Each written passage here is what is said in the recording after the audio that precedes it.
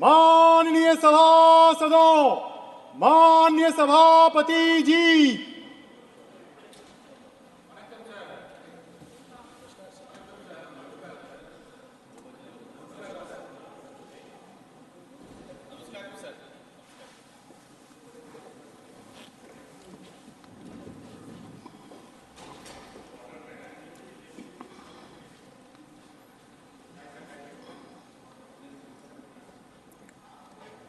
Shri Arnaz Singh Yadav to move for leave to introduce the bill.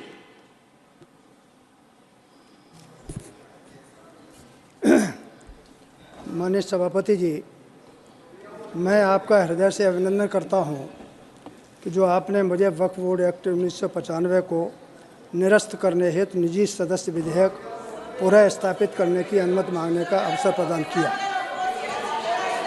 महोदय, वक्फ board अधिनियम 1995 समाज में द्वेष और नफरत पैदा करता है, अपनी अकूत ताकत का दुरुपयोग करता है, समाज की सद्भाव को विभाजित करता है, अपने अकूत अधिकारों की ताकत के आधार पर सरकारी और निजी संपत्तियों तथा मठ मंदिरों पर मनमाने तरीके से कब्जा करता है।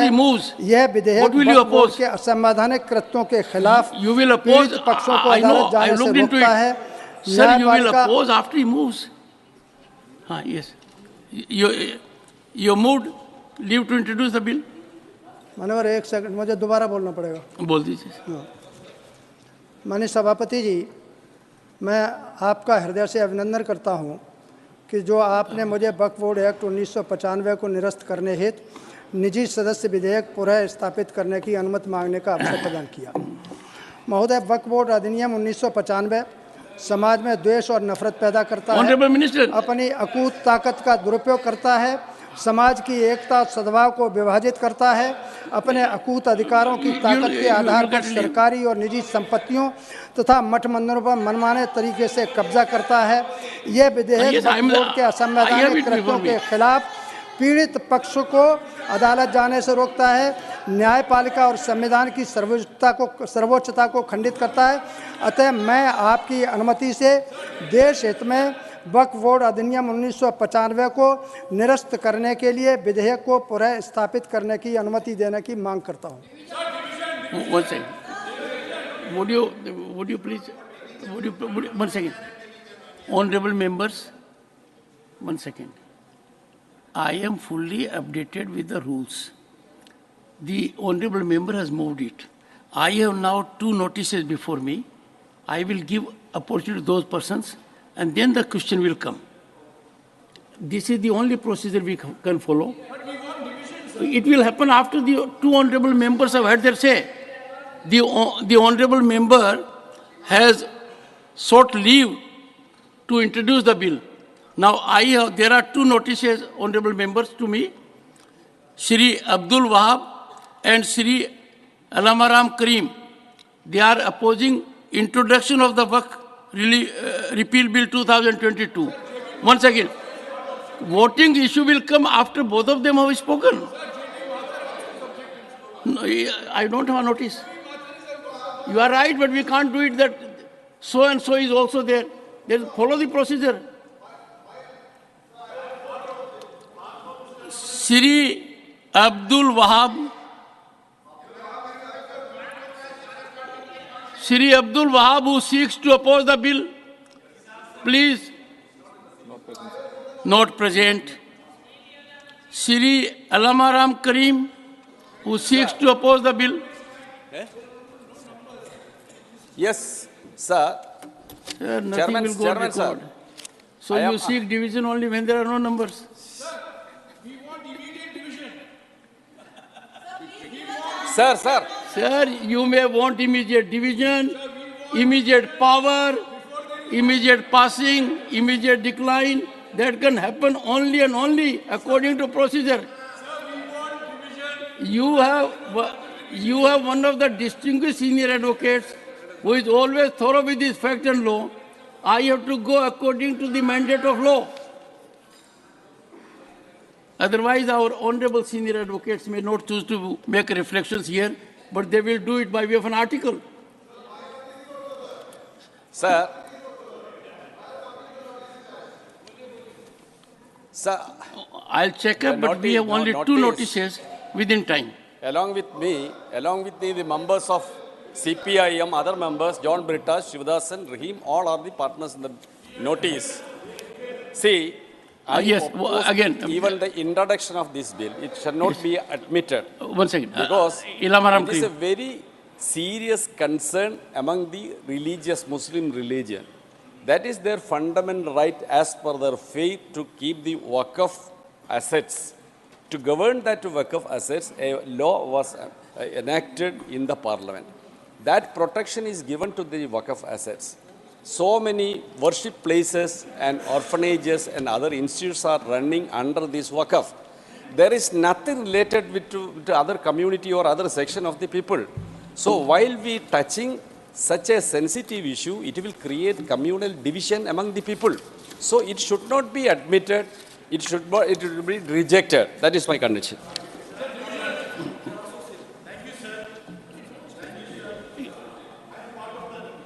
Dr.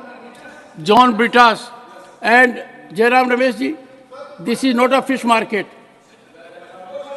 This is an important theatre. If you wish to say something to another member, put it in his ear. It can't be so across.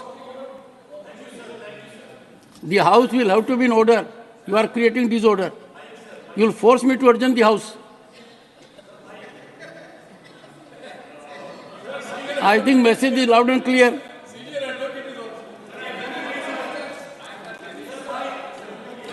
I have given floor to Dr. John Britas. Mike. Thank you very much. I stand to oppose the introduction of the bill which has been moved here, and the only content and the objective of the bill is to create polarization and animosity amongst different sections of the population. This will have far-reaching impact in the society, and a member from the ruling party should not indulge in such bills which creates polarization and disharmony, which is obviously against the tenets of the Constitution. Thank you, sir. Yes. I will ask Jairam Ramesh to occupy this chair. I think he can better control it. Either allow me to do it. Sir, I'm ready to ask for division, sir.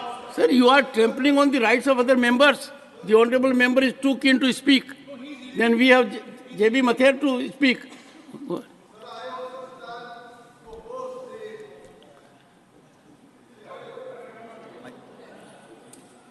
Sir, I stand to oppose the introduction of this bill. As it is already stated by my fellow members from Kerala, this is mainly intended to create division among the society. This member has nothing to do with the Waqf property. There is an established system, there is an established board, there are many related laws to take care of the Waqf properties. This is purposefully now going to introduce just to create division among the society. They are making use of each and every chance to create division among people, whether it is North India, South India, whether it is among Hindus or Muslims. This divisional politics tactics is going on. So I take this opportunity to oppose the introduction of this venomous bill.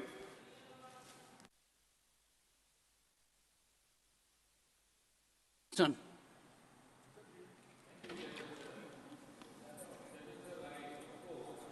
To move this private member bill because, as my good friend said, Normally, it is against only the members basic who have structure given of the notice- Constitution. Normally, only members who have given notice can oppose it.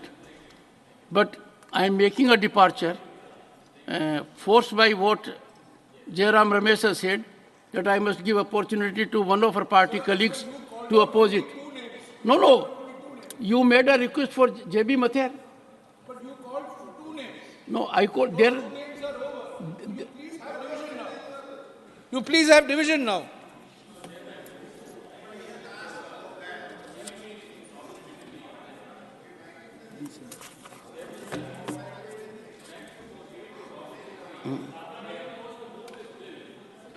it is violating the base.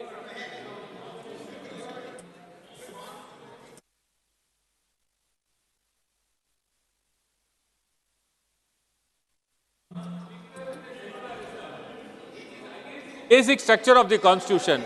To that extent, I would say that this bill should not be allowed to be moved. Thank you, Chairman, और sir. इस बीच हम JB मत सही ढंग से पढ़े, विचार विमर्श करें और to फिर vehemently सदन में oppose आकर the introduction of this सही bill ढंग से चर्चा करें। because आप this is चाहते हैं totally मर्यादा against को the रखते हुए ethos उच्च and the कोटि idea मर्यादा of को India पालन what करते we हुए have followed हम all सदन में विस्तार throughout पे चर्चा right करें, from क्योंकि pre-independence and ये post-independence छोटे days. मुद्दे नहीं, ये एक नजीर बन के जाएंगे। ये नया सदन एक नजीर बनाने जा रहे हैं। इसमें सर ये नजीर में कोई खामियां ना रहे।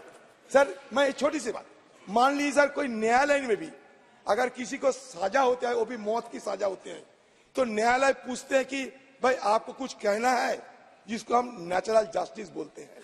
सर देखिए ऑडी ऑल्टेरम पार्टेम ये एक शब्द निकालते हैं सर हमारा रूल से कि मतलब ये कि ये जिसके खिलाफ कोई मतलब शिकायत है ये नेचुरल जस्टिस कहते हैं उनको बोलने का मौका देना चाहिए। जैसे कि महुआ मत को नाम लिए गए जिक्र किए गए उनके खिलाफ शिकायतें हैं तो उनको तो कम से कम बोलने का मौका देना चाहिए नहीं। आप खुद बताइए सर मैं आपकी विचार पर ये छोड़ रहे हैं और साथ साथ सर ये नया सदन ऐसा ना करे कि नया सदन एक नए कलंकित अध्याय की आगाज ना करे। ये मेरा शंका है सर। जिस सदन में महिला को महिमान्वित किया जाता है sir this has to be expunged रोजाना महिला को सर महिला को that has to be expunged sir. महिला सर ये क्या चल रहा है सर तो चर्चा और जिस सदन में चर्चा और सदन के मेरिट बाहर पर चलना चाहिए सर। प्रधानमंत्री इसमें कहते जो हैं कि महिला रिपोर्ट में जो है उसका चर्चा चलना चाहिए। और जब 2005 में 10 लोगों को निष्कासित किया गया था उसी दिन रिपोर्ट दिया गया था और उस टाइम भी 10 लोगों को इधर अपने बात रखने का मौका नहीं दिया गया था। ये रिकॉर्ड पे है। आज जहां तक मैं जानता हूं उस माननीय सोमनाथ चटर्जी ने उसके ऊपर रूलिंग दिया गया था। ये क्या बात करे और कलंकित वगैरह जो हुआ है सारे देश इतना बड़ा वाइब्रेंट डेमोक्रेसी इतना बड़ा दुनिया के सबसे बड़ा डेमोक्रेसी अभी हमारे पूरा डेमोक्रेसी का जो एक कलंक है वो कलंक के बारे में वो बात करो। सुनने का हिम्मत नहीं है क्या करें। अरे हम क्या ज्यादा कुछ मांगे हैं यहाँ रक्षा मंत्री जी है मनीष तिवारी जी हो गया ना इनका विषय। एक मिनट राम गोपाल जी प्लीज। अध्यक्ष जी मुझे 31 साल वकालत करते हो गए और कई बार ऐसा मौका आया है कि जल्दी में बहस करनी पड़ती है पर शायद आज पहली बार किसी कागज को बगैर संज्ञान में लिए मैं बहस करने के लिए खड़ा हुआ। ये बड़ी विडंबना है कि 12 बजे पटल के ऊपर रिपोर्ट रखी जाती है और 2 बजे उसकी बहस लगा दी जाती है। जैसे अधीर रंजन जी ने कहा heavens would not have fallen, आसमान नहीं गिर जाता अगर 3-4 दिन हमको दे दिए जाते कि इस कागज को ये जो रिपोर्ट है इसको संज्ञान में लेकर इसको पढ़कर अपनी बात एक अच्छे ढंग से हम इस सदन के समक्ष रख सकते क्योंकि एक बहुत ही संवेदनशील मामले के ऊपर ये सदन फैसला करने जा रहा है। पर अध्यक्ष जी मैं 4-5 चीजें जो बहुत ही बुनियादी हैं और जो नेचुरल जस्टिस से और जो मौलिक अख्तियार हैं उनसे जुड़ी हुई हैं उसके ऊपर मैं जरूर अपनी बात कहना चाहता हूं। पहला सवाल यह है अध्यक्ष जी that can the procedure of the ethics committee override the fundamental principle of natural justice, which is the organizing principle of every justice system in the world. और ये बात मैं इसलिए कह रहा हूं कि हमने जो अखबारों में पढ़ा उससे बहुत साफ तौर पर यह चीज निकल के आई कि जिनको अभियुक्त बनाया गया, जिनके ऊपर लांछन लगाए गए, उनको अपनी बात पूरी तरह रखने का मौका भी नहीं दिया गया। ये किस तरह का प्रोसीजर है? ये किस तरह की न्यायिक प्रक्रिया है? और इसलिए ये जो फंडामेंटल प्रिंसिपल है नेचुरल जस्टिस का, कि जिस व्यक्ति के ऊपर आरोप लगाए जाते हैं, जिसको अभियुक्त बनाया जाता है, उसको अपनी पूरी बात कहने का मौका मिलना चाहिए, और जिस व्यक्ति ने आरोप लगाए हैं उसको क्रॉस एग्जामिन करने का मौका मिलना चाहिए। और जहां तक मेरी जानकारी है, जिन लोगों ने आरोप लगाए हैं, ना सुश्री महुआ मित्रा को और ना उनके किसी वकील को उनको क्रॉस एग्जामिन करने का मौका दिया गया। मेरा दूसरा सवाल यह है अध्यक्ष जी, मैंने रूल जो 316 डी है, rule 316 D of the rules of procedure and conduct of business, उसको ध्यान से पढ़ा है। उसमें ये लिखा है, the recommendations of the committee shall be presented in the form of a report.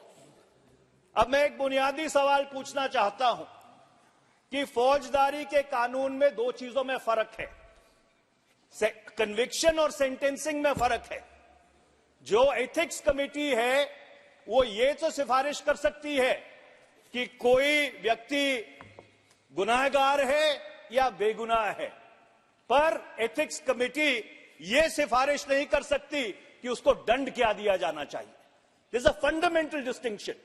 That power lies with this house. The ethics committee at best can make a recommendation that whether a person is guilty or a person is innocent. It is this house sitting as a jury which has the powers to decide the quantum of punishment, Mr. Speaker. So therefore, the recommendation of the ethics committee is fundamentally flawed in my respectful submission. Okay. तीसरा अध्यक्ष जी, आज सारी पार्टियों ने 3 line whip issue किया है। मैं एक बुनियादी प्रश्न पूछना चाहता हूं। Today this house is sitting as a जज and a jury in an impeachment proceeding, or when you are considering the report of the privileges committee, or you are considering the report of the ethics committee, can a party direct its members to vote in a particular way? Can a whip even be issued? Because this is like directing a judge to decide a matter in a particular manner. This is a complete diversity of justice. First of all, Mr. Speaker, sir, this house should be adjourned. All the whips should be withdrawn from all the sides, because we are not sitting as ordinary members of this house. We are sitting as judges in a jury in order to decide the fate of one of our honorable colleagues, and I am afraid that cannot be done through whip-driven tyranny. Okay. So therefore, अध्यक्ष जी, अभी मैं खत्म नहीं हुआ, अभी तो बुनियादी सवालों के ऊपर हूं, रिपोर्ट्स में तो मैं आया भी नहीं हूं, जरा सुन लीजिए, क्योंकि ये बहुत ही बुनियादी सवाल है। मैं अगला सवाल आपसे ये पूछना चाहता हूं। आप संसद में कर रहे हैं या कोर्ट में डिबेट कर रहे हैं? बिकॉज ये कोर्ट है अध्यक्ष जी। अध्यक्ष जी, today we are sitting as a court. We are not sitting as parliament. Today we are sitting as judges to decide the fate of one of our colleagues. We are not sitting as parliament today. We are sitting as a judge and a jury. There is a fundamental distinction between the two. Please, एक minute, माननीय सदस्यगण, ये संसद है, ये court नहीं है। ये आप सीनियर हैं, आप क्या बोल रहे हैं ये आप देखें, आपके बहुत विनम्रता के साथ 4:30 मैं न्यायाधीश नहीं हूं, पार्टनर अध्यक्ष जी, न्यायाधीश नहीं हूं, अध्यक्ष जी, सभापति हूं। अध्यक्ष जी, मैंने पिछले 4.5 पौने 5 साल में कभी आपकी बात नहीं काटी। आपकी हर रूलिंग को सर माथे पर रखा है, पर आज ये दुर्भाग्यपूर्ण बात है, पर मुझको आपसे डिसएग्री करना पड़ेगा, क्योंकि आज हम एक संसद के रूप में नहीं बैठे हैं। Today we are sitting as a jury, we are sitting as जजेस to decide the fate of one of our colleagues. My next question, mister speaker sir. माननीय सदस्य, एक प्लीज, इस जुडिशियली में और सभा में अंतर है। आप वरिष्ठ अभिवक्ता हैं, मैं यहाँ निर्णय नहीं कर रहा, यहाँ निर्णय सभा कर रही है। आप नो, गलत तरीके के तर्कों को यहाँ पर मत रखिए। नो, ये रिकॉर्ड में जाती है चीजें, आप गलत तरीके से। मैं न्यायाधीश नहीं हूँ, मैं सभापति हूँ और निर्णय करेगी सभा, निर्णय करेगी। और हमने किसी के लिए ऐसे ही आपने कहा, इसलिए आपने हमने तो थोड़ी कहा है कि ऐसे ही वोट करो, हमने तो विप किया प्रेजेंट करने के लिए। एक मिनट प्लीज, एक मिनट बैठे। ये सभा निर्णय कर रही है और जब सभा निर्णय करती है तो सभा निर्णय करती है। प्लीज। मैं बहुत अदब और सत्कार के साथ एक बात पूछना चाहता हूं। क्या एक न्यायमूर्ति को या न्यायाधीश को यह कहा जा सकता है कि नहीं be directed to decide in a particular manner? आप 10th शेड्यूल के तहत जब व्हिप इशू करते हैं, you are virtually directing your members to decide in a particular manner. This is the complete antithesis of natural justice. It is the complete antithesis of natural justice. The fundamental principles of natural justice are being thrown to the winds in this house. I would urge you, Mr. Speaker, sir, that the whip needs to be withdrawn because we are sitting as a jury. The whip needs to be withdrawn. आप अभी अध्यक्ष जी, मैंने अपनी जिंदगी में कभी ऐसा नहीं देखा है कि जब कोई सभा न्याय करने बैठी हो, न्यायमूर्ति के रूप में बैठी हो, तो एक व्हिप के माध्यम से उनको यह हिदायत दी जाए कि आपको फैसला एक तरीके से करना है, अपना विवेक, अपना कॉन्शियंस, अपना सेंस ऑफ जस्टिस इस्तेमाल करके नहीं करना, एक पर्टिकुलर तरीके से फैसला करना है।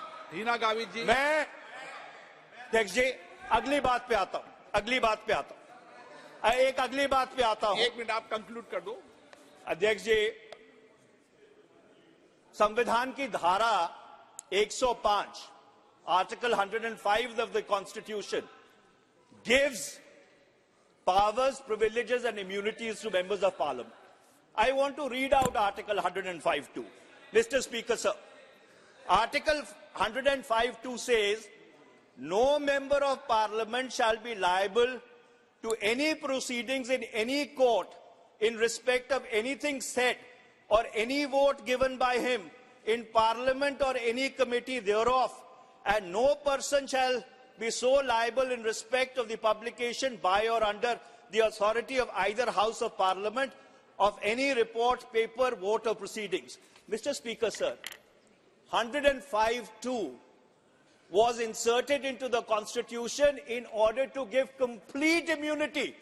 I stress the word complete immunity to a member for anything said or done in the House. And he cannot even be, his conduct cannot even be called into question in a court of law.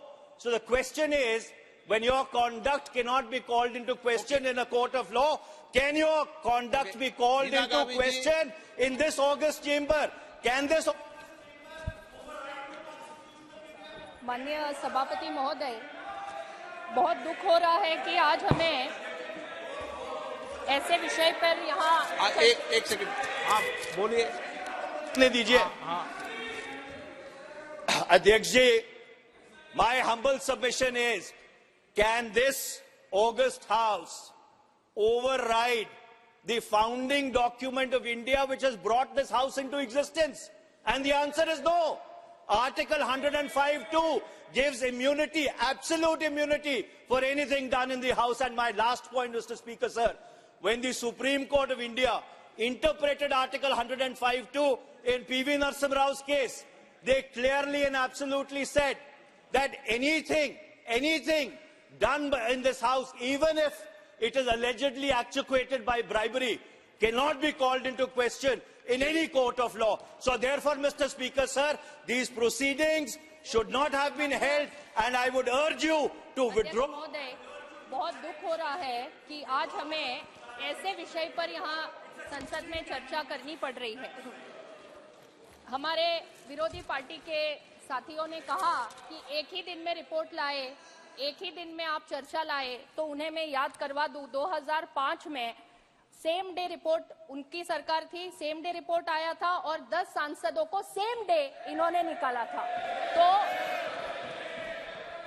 तो जो हमें सवाल पूछ रहे हैं उन्होंने यही 2005 में किया था। अभी सर ये पहली बार उस समय संविधान की धारा 105 नहीं थी। सर यहाँ देश में ये कोई पहली बार ऐसे इंसिडेंट नहीं हुआ। 1951-52 में श्री मुदगल जी जो उस समय माननीय सांसद थे, उन्हें पैसे लेने के आरोप में संसद ने निकाला था। और ये आज जो इंसिडेंट हो रहा है, इससे पहले 13 सांसदों को इसी तरह निकाला गया है। लेकिन आज का ये जो माननीय सांसद महुआ मोइत्रा जी का जो प्रकरण है, ये और पिछले प्रकरणों में जमीन आसमान का फर्क है।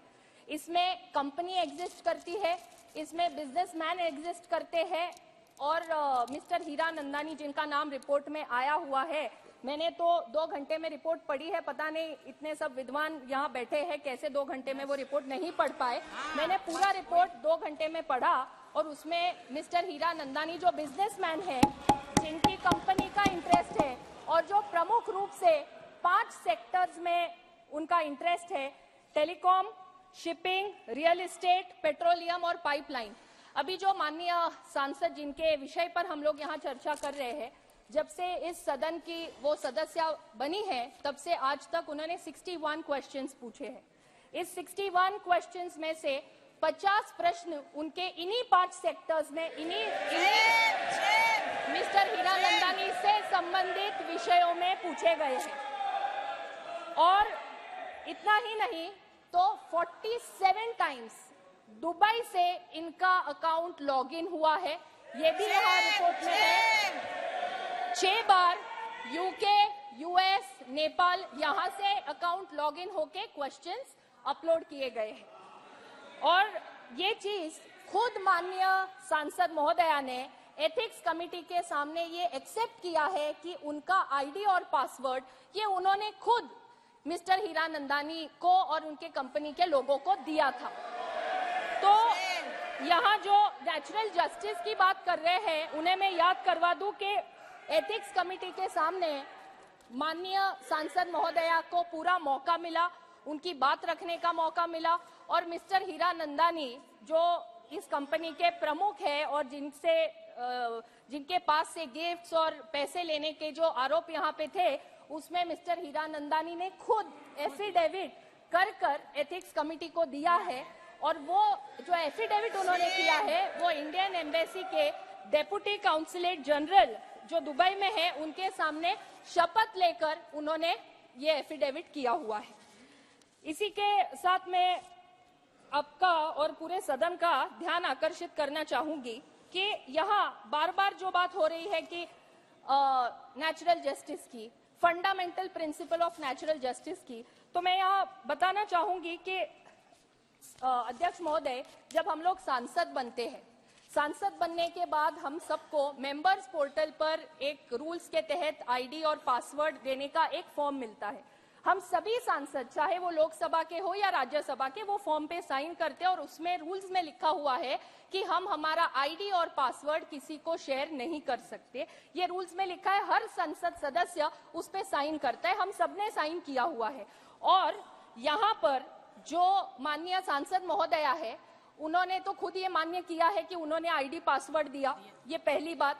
दूसरा, एक ही दिन में उनका अकाउंट लॉगिन होता है दिल्ली में, दुबई में, बैंगलोर में और यूएस में। 4 अलग अलग शहरों से यहाँ पे उनका अकाउंट लॉगिन हो रहा है। तो यहाँ नेचुरल जस्टिस की बात कर रहे हैं, आप खुद रूल्स तोड़ रहे हैं। आप माननीय सांसद हैं, आपने खुद एक फॉर्म साइन करके जो चीज आपको कॉन्फिडेंशियल रखनी है वो आप खुद 4 अलग अलग लोगों को शेयर कर रहे हैं। तो ये यहाँ पे उन्होंने खुद यहाँ प्रूव हो चुका है। सर, ये पक्ष या विपक्ष का सवाल नहीं है, ये संसद की मर्यादा का सवाल है। हम पार्लियामेंट्री प्रोसीजर्स को यहाँ रिस्पेक्ट करना ये हमारा काम है।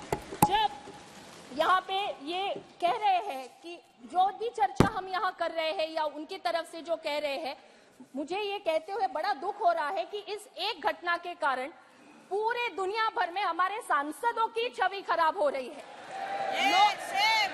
इससे एक मैसेज ये जा रहा है कि सांसद अपने सवाल खुद नहीं पूछते, कोई और उनको पूछने लगाता है, उनकी चिट्ठी खुद नहीं लिखते, कोई और उनको चिट्ठियां लिख के देता है, अपने भाषण खुद नहीं लिखते, कोई और उनको लिख के देता है। और इतना ही नहीं, अगर कोई उनको पैसे दे तो वो जोर जोर से चिल्ला चिल्ला के सदन में सवाल पूछते हैं। इस तरह से सभी सांसदों की इस एक इंसिडेंट के कारण छवि खराब हो रही है। मैं यहाँ आपको ये बोलना चाहूंगी कि माननीय सांसद के इस अनएथिकल कंडक्ट के कारण आज सभी सांसदों की छवि ये देश भर में खराब हुई है। केवल देश भर में ही नहीं, दुनिया भर में यहाँ खराब हुई है।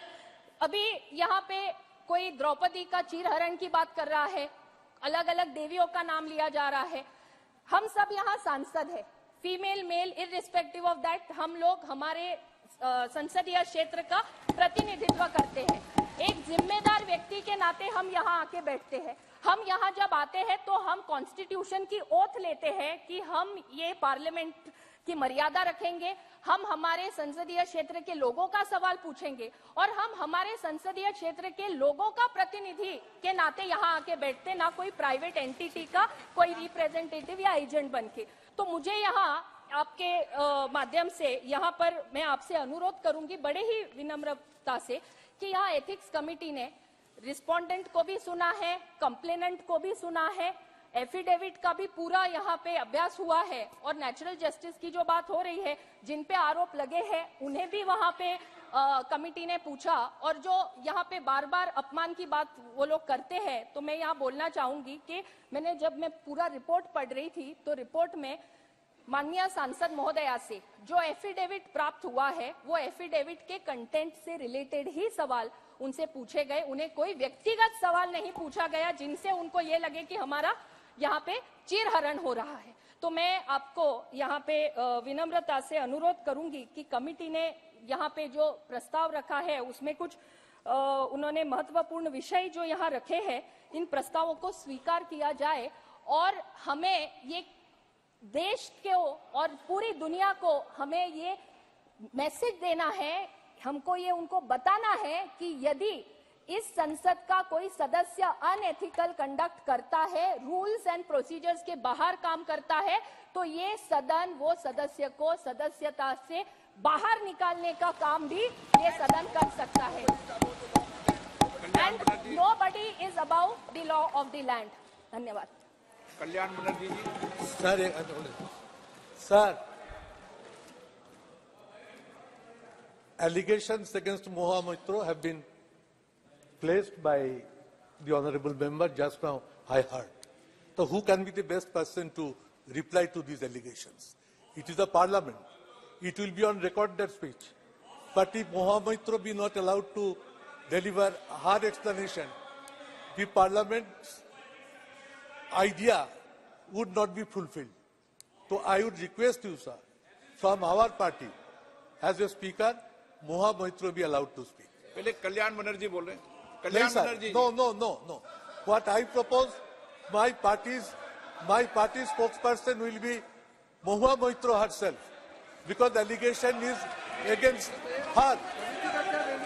Wild allegations have been raised. Whether it is true or wrong, let it be spoken by her, sir. Sir, the House will go to take a decision.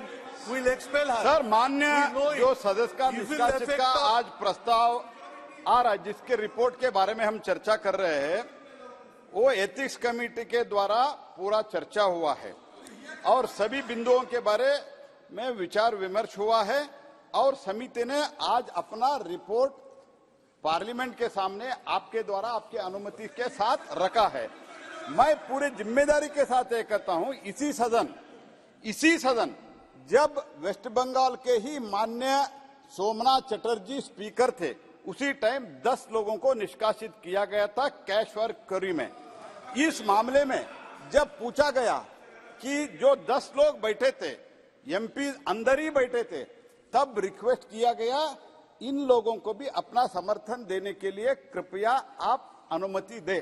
तब सोमनाथ चटर्जी साहब ने स्पष्ट रूप से कहा था, जो इंक्वायरी कमेटी था, इस कमेटी के सामने ये पेश हुए थे, इनका पूछताछ हुआ है, पूरा कमेटी चर्चा करके निष्कर्ष पर पहुंचा है। अभी तो इस सदन में बोलने के लिए कोई अधिकार नहीं है, ये स्वयं सोमनाथ चटर्जी ने उस टाइम कहा है, इसलिए अनुमति दिया नहीं गया था। अभी भी ये सवाल नहीं है, ये तो अनएथिकल सवाल नहीं उठना चाहिए। बिल्कुल कल्याण मनोज जी, कल्याण नौ पुरानी परंपराएं मेरे पास भी पड़ी हुई है, जिसका मेंशन संसदीय कार्य मंत्री जी ने भी कहा है। हमारे पूर्व अध्यक्ष माननीय सोमनाथ जी चटर्जी, प्रणब मुखर्जी यहाँ पर थे, उन सबकी रिपोर्ट पुरानी केस कोर्ट इस विषय पर हुई थी और उस पर उन्होंने अध्यक्ष ने जो परंपरा नियम या जो रूल्स देते हैं वही हमारे रूल्स नियम जाने जाते हैं। और उस समय माननीय सोमनाथ चटर्जी जी ने यहाँ पर ये कहा था कि जो माननीय सदस्य जिनके ऊपर ये आरोप लगे हैं उनको कमेटी में बोलने का पर्याप्त अवसर, पर्याप्त मौका रहता है। और 9 मैं रिकॉर्ड रख के टेबल पे बात करता हूँ, ऑन रिकॉर्ड बात नहीं करता हूँ। मैं आप अगर डिबेट करेंगे तो मैं एक एक लाइन पढ़ के सुना दूंगा। मैं रिकॉर्ड में बोलता हूँ। और यहाँ पर इस सदन में, एक मिनट प्लीज, इस सदन में परंपरा रही है कि जो पुराने अध्यक्षों के जो कुछ भी परंपराएं हैं उनको नए अध्यक्ष हमेशा परंपराओं को पालन करते हैं, ये उनके होता है। और स्पीकर का डायरेक्शन का एक बुक है जी, पढ़ के देखो। आप नहीं बोल रहे कल्याण जी, आगे बुलाऊं? हाँ बोलिए, सुदीप जी बोल रहे, सुदीप जी बोलो। On this house, in parliament, her speech has been recorded. And it is now the property of the house. But against whom you are going to expel from 17th Lok Sabha, it is known to everybody. Today they have placed the report in parliament, but the whole report has been exposed to the media long time before. It is nothing new. It is the only ethics committee who have done this wrong. They have exposed it to the media. Media exposed the report. It is not that they are submitting the report today. So against Mahua, report has been placed. One speaker has said so many allegations. What's the harm to give her a small hearing? Minimum for 10 minutes. Let her allow. Let her speak once. Before you are going to expel her, why not she will be allowed to speak for a few minutes? What's wrong in it, sir? So I urge upon you with folded hands. Let Mahua speak on behalf of Trinamool Congress Party as a speaker of our party.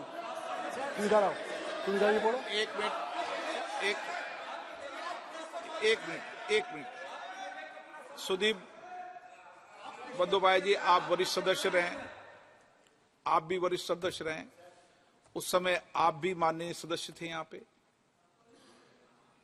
एक जब परंपराएं हैं और पूर्ववर्ती अध्यक्षों ने जो कुछ भी रूलिंग, जो कुछ भी अपने वक्तव्य में देते हैं उसको हम बोलते हैं अध्यक्षीय निर्देश, और उस अध्यक्षीय डायरेक्शन को हम हमेशा पालन करते आए हैं और उसको एज ए रूलिंग की तरह मानते हैं। ये हमारी परंपरा रही है।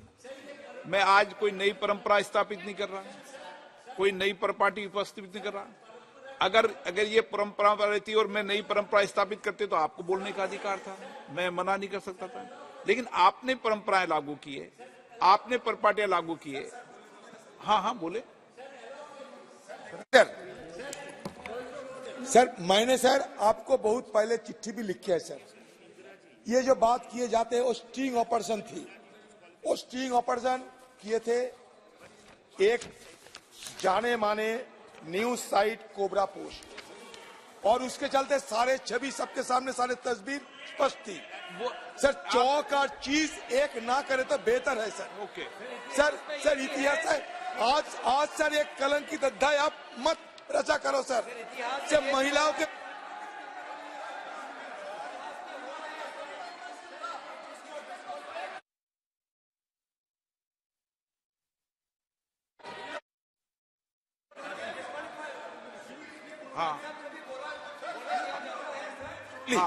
कल्याण जी सर उनको अलाउ कीजिए। नो काइंडली अलाउ नहीं कल्याण जी आप आप कल्याण जी बोले तो मैं नेक्स्ट को बुलाऊंगा।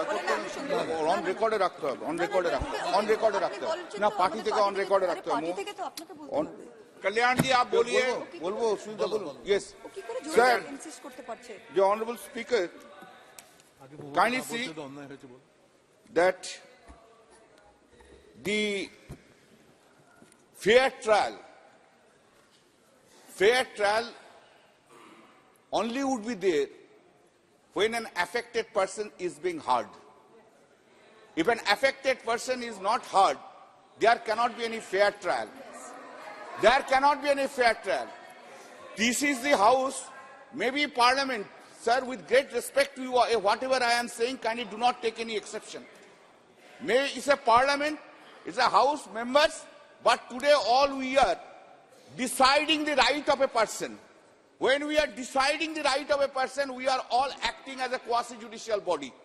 And before a quasi-judicial body, a affected person should be heard.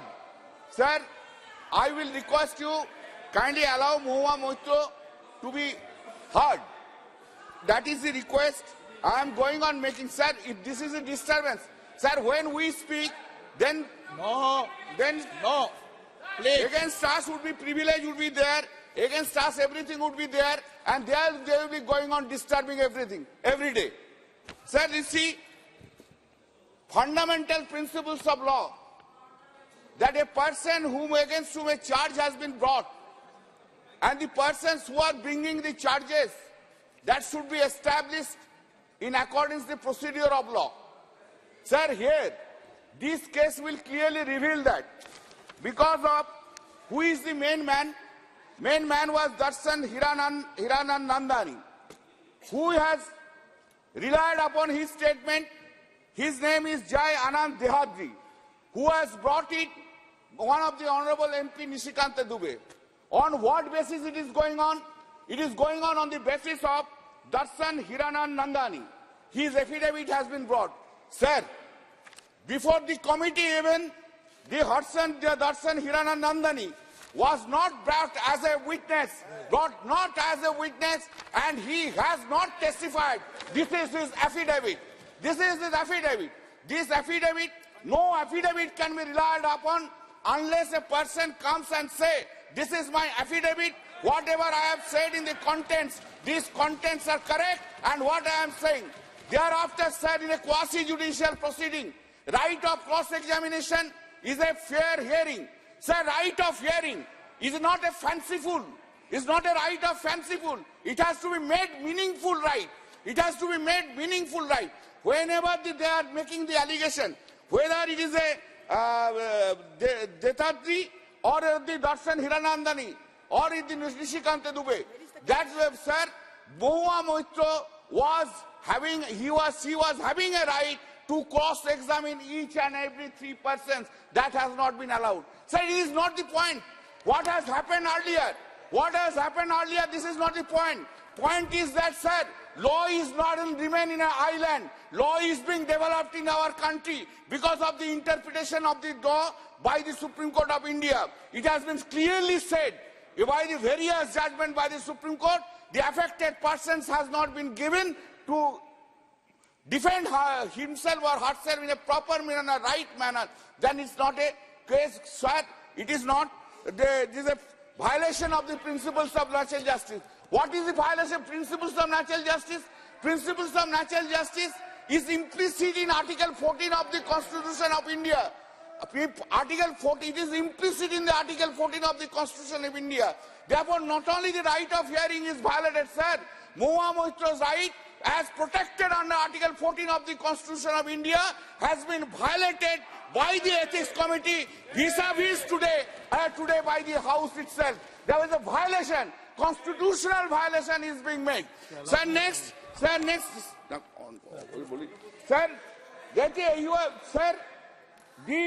now, sir, come to the Act to Peace. Sir, kindly see, repeatedly it is being referred regarding the, sir, 2005 cash for query case. Kindly come to report page 18. In the page 18 it has been said under serial number 12, Sri Pawan Kumar Bansal was appointed as chairman of the said committee. Committee examined Shri Anuruddh Bahal. नहीं sir, आपको time देना होगा sir, today sir time देना होगा sir. I have sir मैं सुशानी राज and Sri Kumar Badal of the Portal Corporate Corporation, so and so was, and the member have been examined. They have been examined. Here, sir, the Hiranandani has not been examined at all. Hiranandani has not been examined. It is not, it is just an I was, please, sir. Sir, if you are the Honorable Minister, always you have a right, but kindly do not excuse me. Sir, this has been, he has the right. Okay. Now, Mudgal, sir, give me time, sir. Please give me time. You have not allowed Mohua Mohitro to speak. Kindly allow me to speak, sir. Now, sir, kindly come. This report speaks about, I am coming, sir. What is the, kindly come. Serial number 43. It has been said that, quoted his car, who has said? Darshan Hiranandani has not said. Okay. What Joy has said, everything has been written here. Sir, please, sir, sir, I am coming, sir. Other points are there. Kindly wait.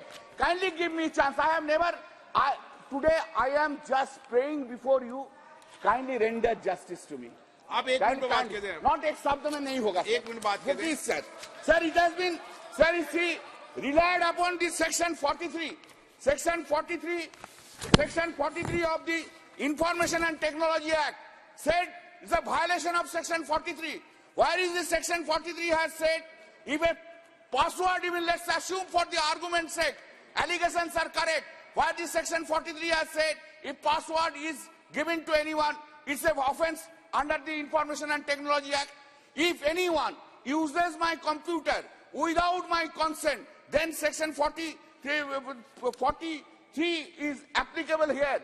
This has not been done, sir. Okay. Now, sir, please, sir, please.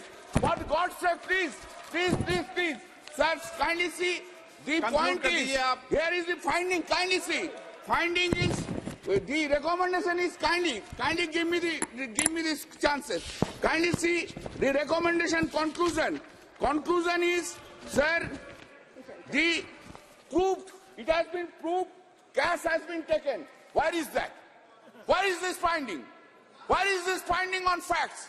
How much cash? There is no finding. There is not based on evidence. Now I am coming a very important, sir, I am coming a very important question. I will conclude. Sir, I should have given a chance. Today, I am concluding, sir. Sir, with great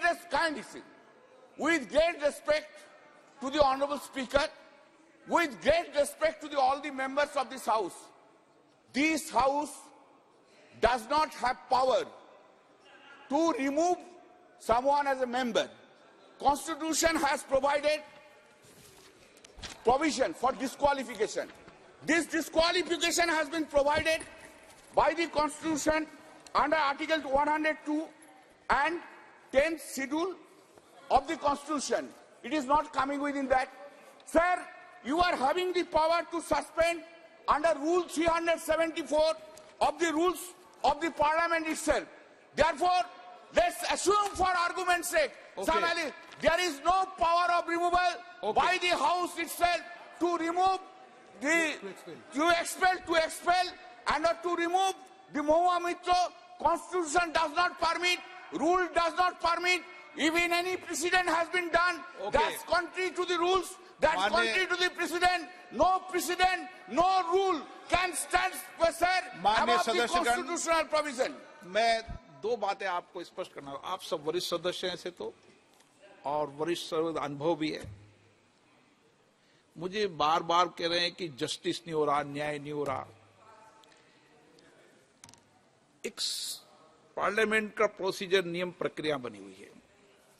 नियम प्रक्रियाओं के तहत जो committees होती है, उस committees के अंदर चर्चा होती है, एविडेंस होते हैं, पक्ष विपक्ष सुने जाते हैं, वो कमिटी का प्रोसीजर है। ये पार्लियामेंट में उस प्रोसीजर की पालना नहीं होती कि आप किसको बोलने का न्याय नहीं कर रहे हैं। यहाँ पर हम उस कमेटी के प्रस्ताव पर चर्चा कर रहे हैं। आप फिर समझे बात को। हम कमेटी के प्रस्ताव पर, ये चीजें होना चाहिए कमिटीज पर।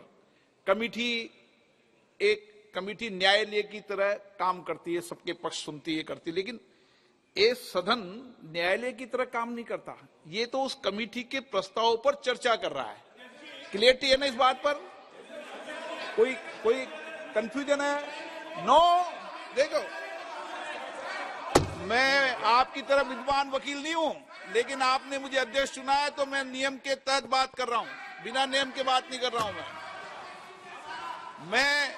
आप देखिए, आप दो बड़े वकील हैं, जस्टिस है, दो वकील, आप तीसरे वकील, आप वकील हैं तीनों वकील। एक बात बताइए कि ये समिति के अंदर ये सब चर्चाएं होनी चाहिए, ये हाउस में थोड़ी चर्चा होगी। गंभीरता इससे भी पता चलती है कि टीएमसी के अपने सदस्य नहीं आए हैं, प्लीज वही साथ में नहीं, आधे अधूरे। प्लीज, ये सब प्रोसीजर, एथिक कमेटी हो, विशेषाधिकार कमेटी हो, अपनी जितनी भी कमेटियां हो, उन कमेटी प्रस्ताव करती है, उस प्रस्ताव पर सदन में चर्चा होती है। नो, आप उस पर सवाल उठा सकते हो ना। आप यहां पर ये नहीं कह सकते कि न्याय करो, ये तो उस प्रस्ताव पर चर्चा कर रही है। No, Girdhari Yadav ji please, no, आप उसको गलत तरीके से इस सदन को पेश कर रहे हो, ये सदन इसके लिए नहीं है। गिरधारी यादव जी। माननीय अध्यक्ष महोदय, गिरधारी यादव जी, आज मैं इस सदन में जो खड़ा हुआ हूं बड़ा ही पीड़ादायक है। एक तो मैं माननीय सदस्य को एक्सपेल कर रहे हैं, दूसरे साथ ही साथ ये दुर्भाग्य है इस सदन का कि हमारे माननीय निशिकांत जी को तो हमने क्रॉस करने के लिए बुला लिया, लेकिन दर्शन हीरानंदानी उसने एफिडेविट दिया, उसको नहीं बुलाया। तो हम तो एमपी से नीचे हो गए। क्यों बुलाया गया निशिकांत जी को? यदि एफिडेविट पर ही विश्वास करना था निशिकांत जी के माननीय सांसद को, वो विश्वास क्यों किया गया? जब यह किया गया था तो दर्शन को भी बुलाना चाहिए था। ये तो दुर्भाग्य है। अध्यक्ष महोदय, ये तो मेंबर ऑफ द कमेटी, ये क्या बोल रहे हैं? ये मेंबर ऑफ द कमेटी ये क्या बोल रहे हैं? और ये आपके निर्णय के खिलाफ बार-बार सजा नहीं हो सकता है। हसन मसीदी दर्शन, हम लोगों ने कमेटी में मांग किया था, हमारे कमेटी ने कहा था बुलाएंगे और नहीं बुलाया, कोई चर्चा नहीं हुआ।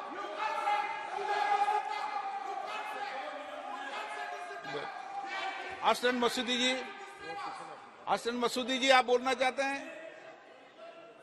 हसन मसूदी जी,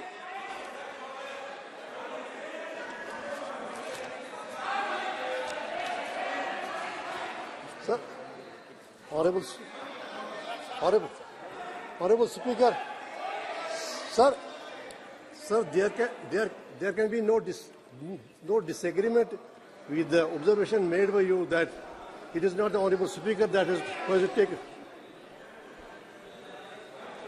It's the Honorable Speaker who has to take a decision, but it is the House that has to take decision. But that must not make us depart from. ये हसन मसूदी जी आपके सदस्य हैं। Sir, Hasan Masoodi, sir, Hasan Masoodi ji, sir, there can be, sir. आप बोलिए ना गिरधारी जी, आप गिरधारी जी बोलिए ना। नहीं, आप वहां से बोलिए, अपनी सीट पे जाके बोलिए। अध्यक्ष महोदय, यहाँ माइक चालू नहीं होगा आपका, वहीं बोलो अपनी सीट पे जाके। आ गया तो बोलेंगे नहीं, आज क्या करें? अध्यक्ष महोदय, आपको बता रहे हैं, हम लोगों को आचार समिति अध्यक्ष ने कहा था कि दर्शन हीरानंदानी को बुलाएंगे, उन्होंने नहीं बुलाया। दानिश जी, हमारे चेयरमैन खड़े हैं, कोई बात ही नहीं हुआ, 2 मिनट में खत्म मीटिंग। आए उधर से बोला डिसेंट नोट दीजिए, डिसेंट नोट भी शामिल नहीं किया आपने। अगर सब एथिक्स कमेटी के मेंबर को मौका देना चाहिए, और एकदम फॉल्स रिपोर्ट, कोई चर्चा नहीं, हमारा प्रतिष्ठा का हनन किया गया। हम एमपी को बुलाते हैं और पूंजीपति को नहीं बुलाते हैं जो आरोप लगाता। न्याय प्राकृतिक होना चाहिए अध्यक्ष महोदय। हम जानते हैं आप जिस चेयर पर बैठे हैं आपको पूरा अधिकार है, लेकिन आप बताइए न्याय दिखना भी चाहिए। फिर आप गलत, न्याय दिख नहीं रहा, आपने नहीं बुलाया और हमको बुला लिया। और जहां तक पासवर्ड, प्लीज 1 मिनट प्लीज बैठिए। माननीय सदस्य, बार बार मैं आपसे आग्रह कर रहा हूं, मेरा अधिकार नहीं है, ये सभा का अधिकार है। आप अपने शब्दों को ठीक से बोलो। कोई मैं न्यायाधीश थोड़ी हूं जो मैं निर्णय कर रहा हूं। ये सभा का अधिकार है। अगर सभा का अधिकार नहीं तो फैसला सुनाया था मैं। ये सभा का अधिकार है। ठीक है अध्यक्ष महोदय। और जहां तक शपथ पत्र का, शपथ पर नहीं हो सकता, क्रॉस पर होना चाहिए था। बिना काम का शपथ पत्र पर किसी को सजा नहीं दे सकते।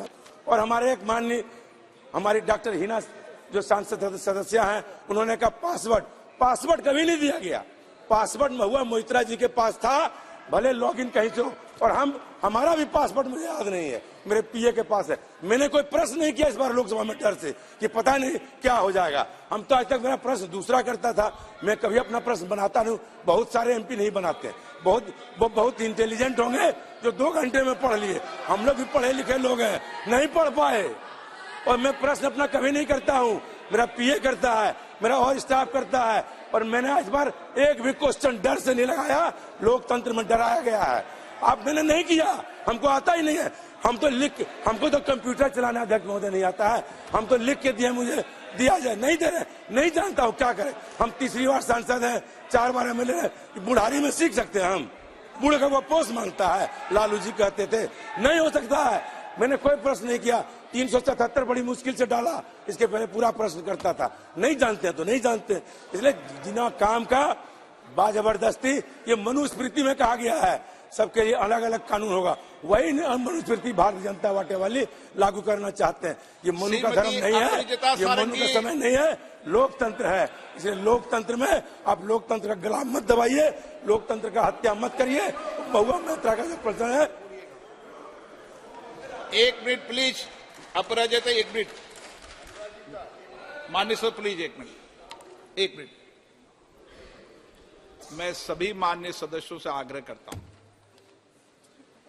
कि वो प्रश्न खुद बनाए और खुद डाले।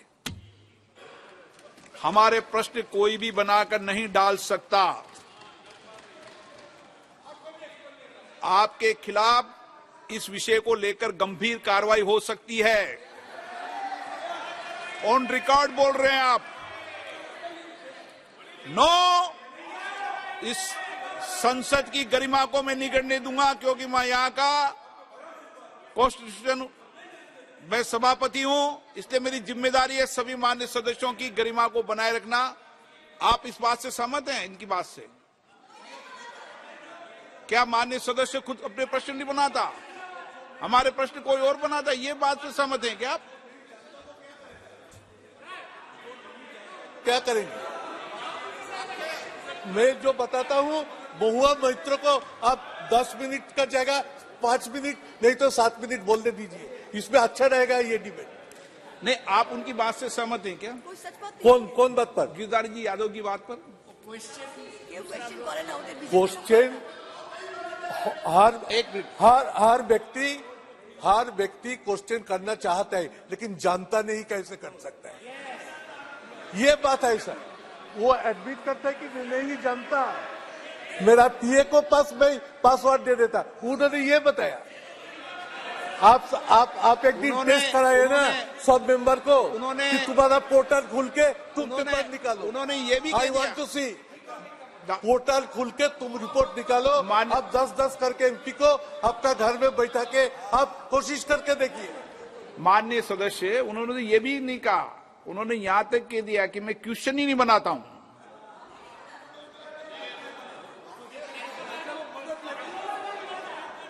नो, क्या है? चलिए, कहा आप इधर जाते हैं?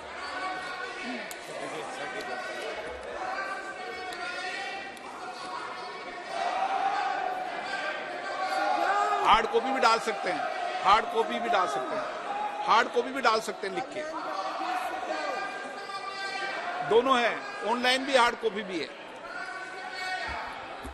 माननीय अध्यक्ष महोदय, मैं आपके प्रति आभार व्यक्त करती हूं, आपने मुझे इस अहम विषय पर बोलने का मौका दिया। संक्षिप्त में बोलना आप।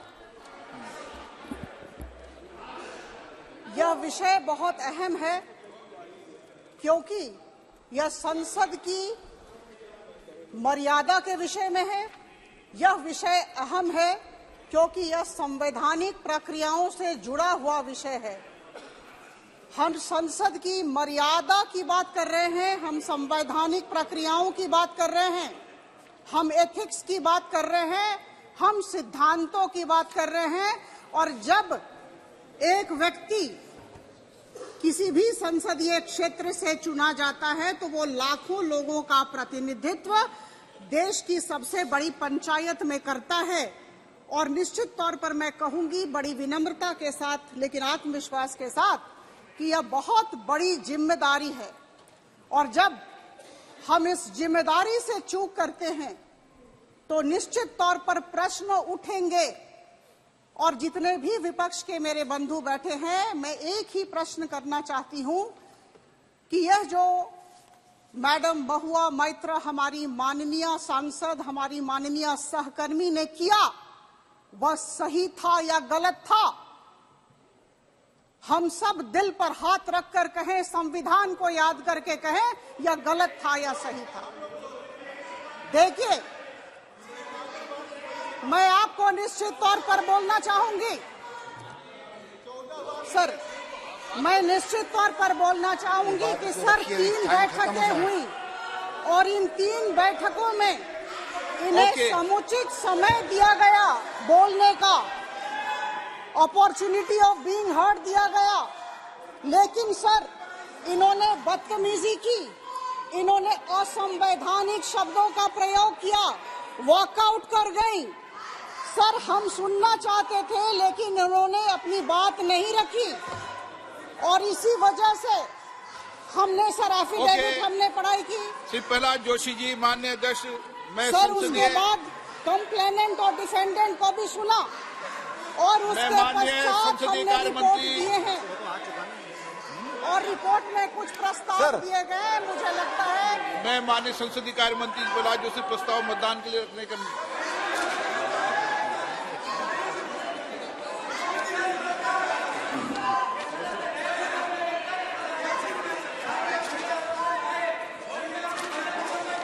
मैं माननीय संसदीय कार्य मंत्री श्री प्रहलाद जोशी द्वारा रखे प्रस्ताव को सदन के मतदान के लिए रखता हूं।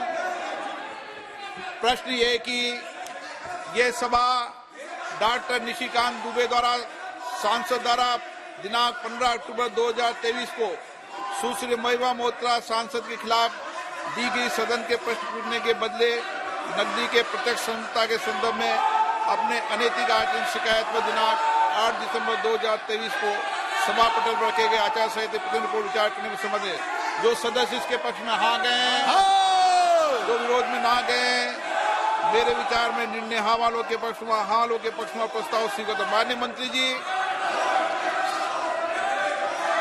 Sir, I beg to move the following, that this House do agree with the recommendation contained in the first report of the Committee on Ethics on complaint dated 15th October 2023 given by Shri Nishikant Dubey, MP against Shrimati Moha Maitra, MP for the direct involvement in cash or query in Parliament with reference to the examination and investigation of the alleged unethical conduct of Shrimati Moha Maitra, MP, laid on the table of the House on 8th December 2023. मैं माननीय संसदीय कार्य मंत्री श्री प्रहलाद जोशी द्वारा प्रस्तुत प्रस्ताव को सदन के मतदान के लिए रखता हूं। प्रश्न ये सभा डॉक्टर निशिकांत दुबे सांसद द्वारा 15 अक्टूबर 2023 को सुश्री महिमा मोत्रा सांसद के खिलाफ दी गई सदन में प्रश्न पूछने के बदले नकदी में प्रत्यक्ष संलिप्तता के संदर्भ में अपने अनैतिक आचरण की शिकायत पर दिनांक 8 दिसंबर 2023 को सभा पटल पर रखे गए आचार संहिता की प्रति रिपोर्ट में निहित सिफारिशों से सहमत है। जो सदस्य इसके प्रस्ताव के पक्ष में हाँ गए, जो विरोध में ना गए, मेरे विचार में निर्णय हाँ वालों के पक्ष में, हाँ वालों के पक्ष में हुआ, प्रस्ताव स्वीकृत हुआ। माननीय संसदीय कार्य मंत्री श्री महिमा मोत्रा के निष्कर्ष संबंधी प्रस्ताव प्रस्तुत किया जाए। Sir, I move the following with your permission, that this House, having taken note of first report of the Committee on Ethics on complaint given by Dr. Nishkant Dubey, MP, against Srimati Mohua Moitra, MP, wherein she has been found to be the guilty of unethical conduct and contempt of the House for sharing her Lok Sabha credentials, that is user ID and password of the Lok Sabha members portal, to unauthorized person, and its irrepressible impact on the national security, wherein her conduct has further been found to be unbecoming of a member of parliament for accepting illegal gratification through gifts and other facilities from a businessman to further his interest, which is a serious misdemeanor and highly deplorable conduct on her part. Accept above recommendation and findings of the committee and resolve that continuance of Srimati Mohua Moitra as Member of Parliament, Member of Lok Sabha is untenable and she may be expelled from the membership of the Lok Sabha. अब मैं माननीय संसदीय कार्य मंत्री श्री प्रहलाद जोशी जी के प्रस्ताव को सदन में मतदान के लिए रखता हूं। प्रश्न है कि यह सभा डॉक्टर निशिकांत दुबे सांसद द्वारा संसद सदस्य श्रीमती महुआ मोत्रा के विरुद्ध सदन में प्रश्न पूछने के बदले नकदी में प्रत्यक्ष संलिप्तता के संबंध में दिनांक 15 अक्टूबर 2023 को दी गई शिकायत पर आचार संहिता की पहली रिपोर्ट पर विचार के उपरांत समिति के निष्कर्षों को स्वीकार करती है कि सांसद श्रीमती महुआ मोत्रा का आचरण अनैतिक और संसद सदस्य के रूप में अशोभनीय है और इस कारण उनको लोकसभा सदस्य बने रहना उपयुक्त नहीं होगा। इसलिए संकल्प करती है कि उन्हें लोकसभा की सदस्यता से निष्कासित कर दिया जाए। जो सदस्य इस प्रस्ताव के पक्ष में हाँ कहें, जो विरोध में ना कहें, मेरे विचार में निर्णय हाँ वालों के पक्ष में प्रस्ताव स्वीकृत हुआ। सभा की कार्रवाई सोमवार दिनांक 11 दिसंबर 2023 को प्राप्त 11 बजे तक के लिए स्थगित की जाती है।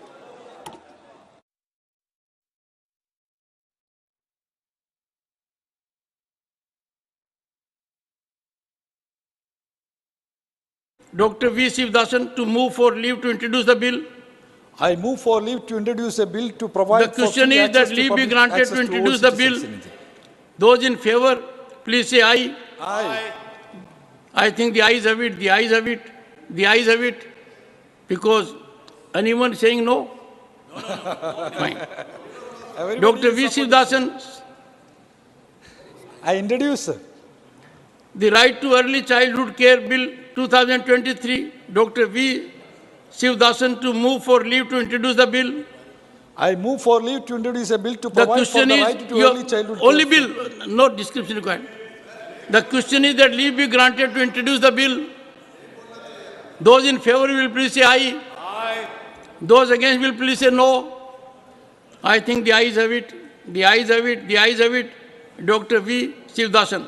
I introduce the bill, sir. Thank you, sir. The Constitution Amendment Bill 2023. Amendment of Article 326. Dr. John Brittas to move for leave to introduce the bill. Sir, move for leave to introduce the bill. The question is that leave be granted to introduce the bill. Those in favor will please say aye. Aye. Those against will please say no. I think the ayes have it, the ayes have it, the ayes have it. Dr. John Brittas. I introduce the bill. The Representation of People Amendment Bill 2023. Dr. John Brittas to move for leave to introduce the bill. Sir, I move for leave to introduce the bill, sir. The question is that leave be granted to introduce the bill. Those in favor will please say aye. Aye. I didn't hear your aye. Aye. Oh, good. Those against will please say no. I think the ayes have it, the ayes have it, the ayes have it. Dr. John Brittas. I introduce the bill, sir. The Reserve Bank, the Reserve Bank of India Amendment Bill 2023. Dr. John Brittas to move for leave to introduce the bill. Sir, I move for leave to introduce the bill, sir. The question is that leave be granted to introduce the bill. Those in favor will please say aye. Aye. Those against will please say no. I think the ayes have it, the ayes have it, the ayes have it. Dr. John Brittas. I introduce the bill, sir. The Antiquities and Art Treasures Amendment Bill 2023. Shri Sujit Kumar to move for leave to introduce the bill. Sir, I move for leave to introduce a bill further. The question is that leave be granted to introduce the bill. Those in favor will please say aye. Those against will please say no. I think the ayes have it, the ayes have it, the ayes have it. Shri Sujit Kumar. Sir, I introduce the bill. The Indian Penal Code Amendment Bill 2023, insertion of sections 24 capital A, 300 capital A and 302 capital A. Shri Sujit Kumar to move for leave to introduce the bill. Sir, I move for leave to introduce a bill further to amend the IPC. The question is that leave be granted to introduce the bill. Those in favor will please say aye. The voice is getting feeble. Those against will please say no. I think the ayes have it, the ayes have it, the ayes have it. Sir, I introduce the bill. Shri Sujit Kumar. Sir, only after I give, I have to open the window. Sir, आपका काम था सरल कर दे रहा हूँ. So Shri Sujit Kumar. Sir, I introduce the bill. And you do it after the House approves it. And that is reflected through me. The Central Educational Institutions Reservation in Admissions Amendment Bill 2023, Shri Sujit Kumar to move for leave to introduce the bill. Sir, I move for leave to introduce a bill further to amend the Central Education Just the bill, just the bill, just the bill. Sir. The question is that leave be granted to introduce the bill. Those in favor will please say aye. Good. Those against will please say no. I think the ayes have it, the ayes have it, the ayes have it. Shri Sujit Kumar. Sir, I introduce the bill. The Representation of People Amendment Bill 2023. Shri Sandosh Kumar P. to move for leave to introduce the bill. Sir, I move for leave to introduce the bill. The question is that leave be granted to introduce the bill. Those in favor will please say aye. Those against will please say no. I think the ayes have it, the ayes have it, the ayes have it. Shri Sandosh Kumar P. Sir, I introduce the bill. Thank you. The National Commission for the Welfare of Youth Bill 2023. Shri Sandosh Kumar P. to move for leave to introduce the bill. Sir, I move for leave to introduce the bill. The representation.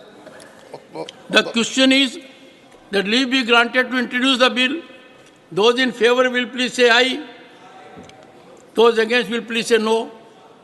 I think the ayes have it, the ayes have it, the ayes have it. Shri Sandosh Kumar P. Sir, I introduce the bill. Thank you. The Participation of Workers in Management Bill 2023. Shri Sandosh Kumar P. to move for leave to introduce the bill. Sir, I move for leave to introduce the bill.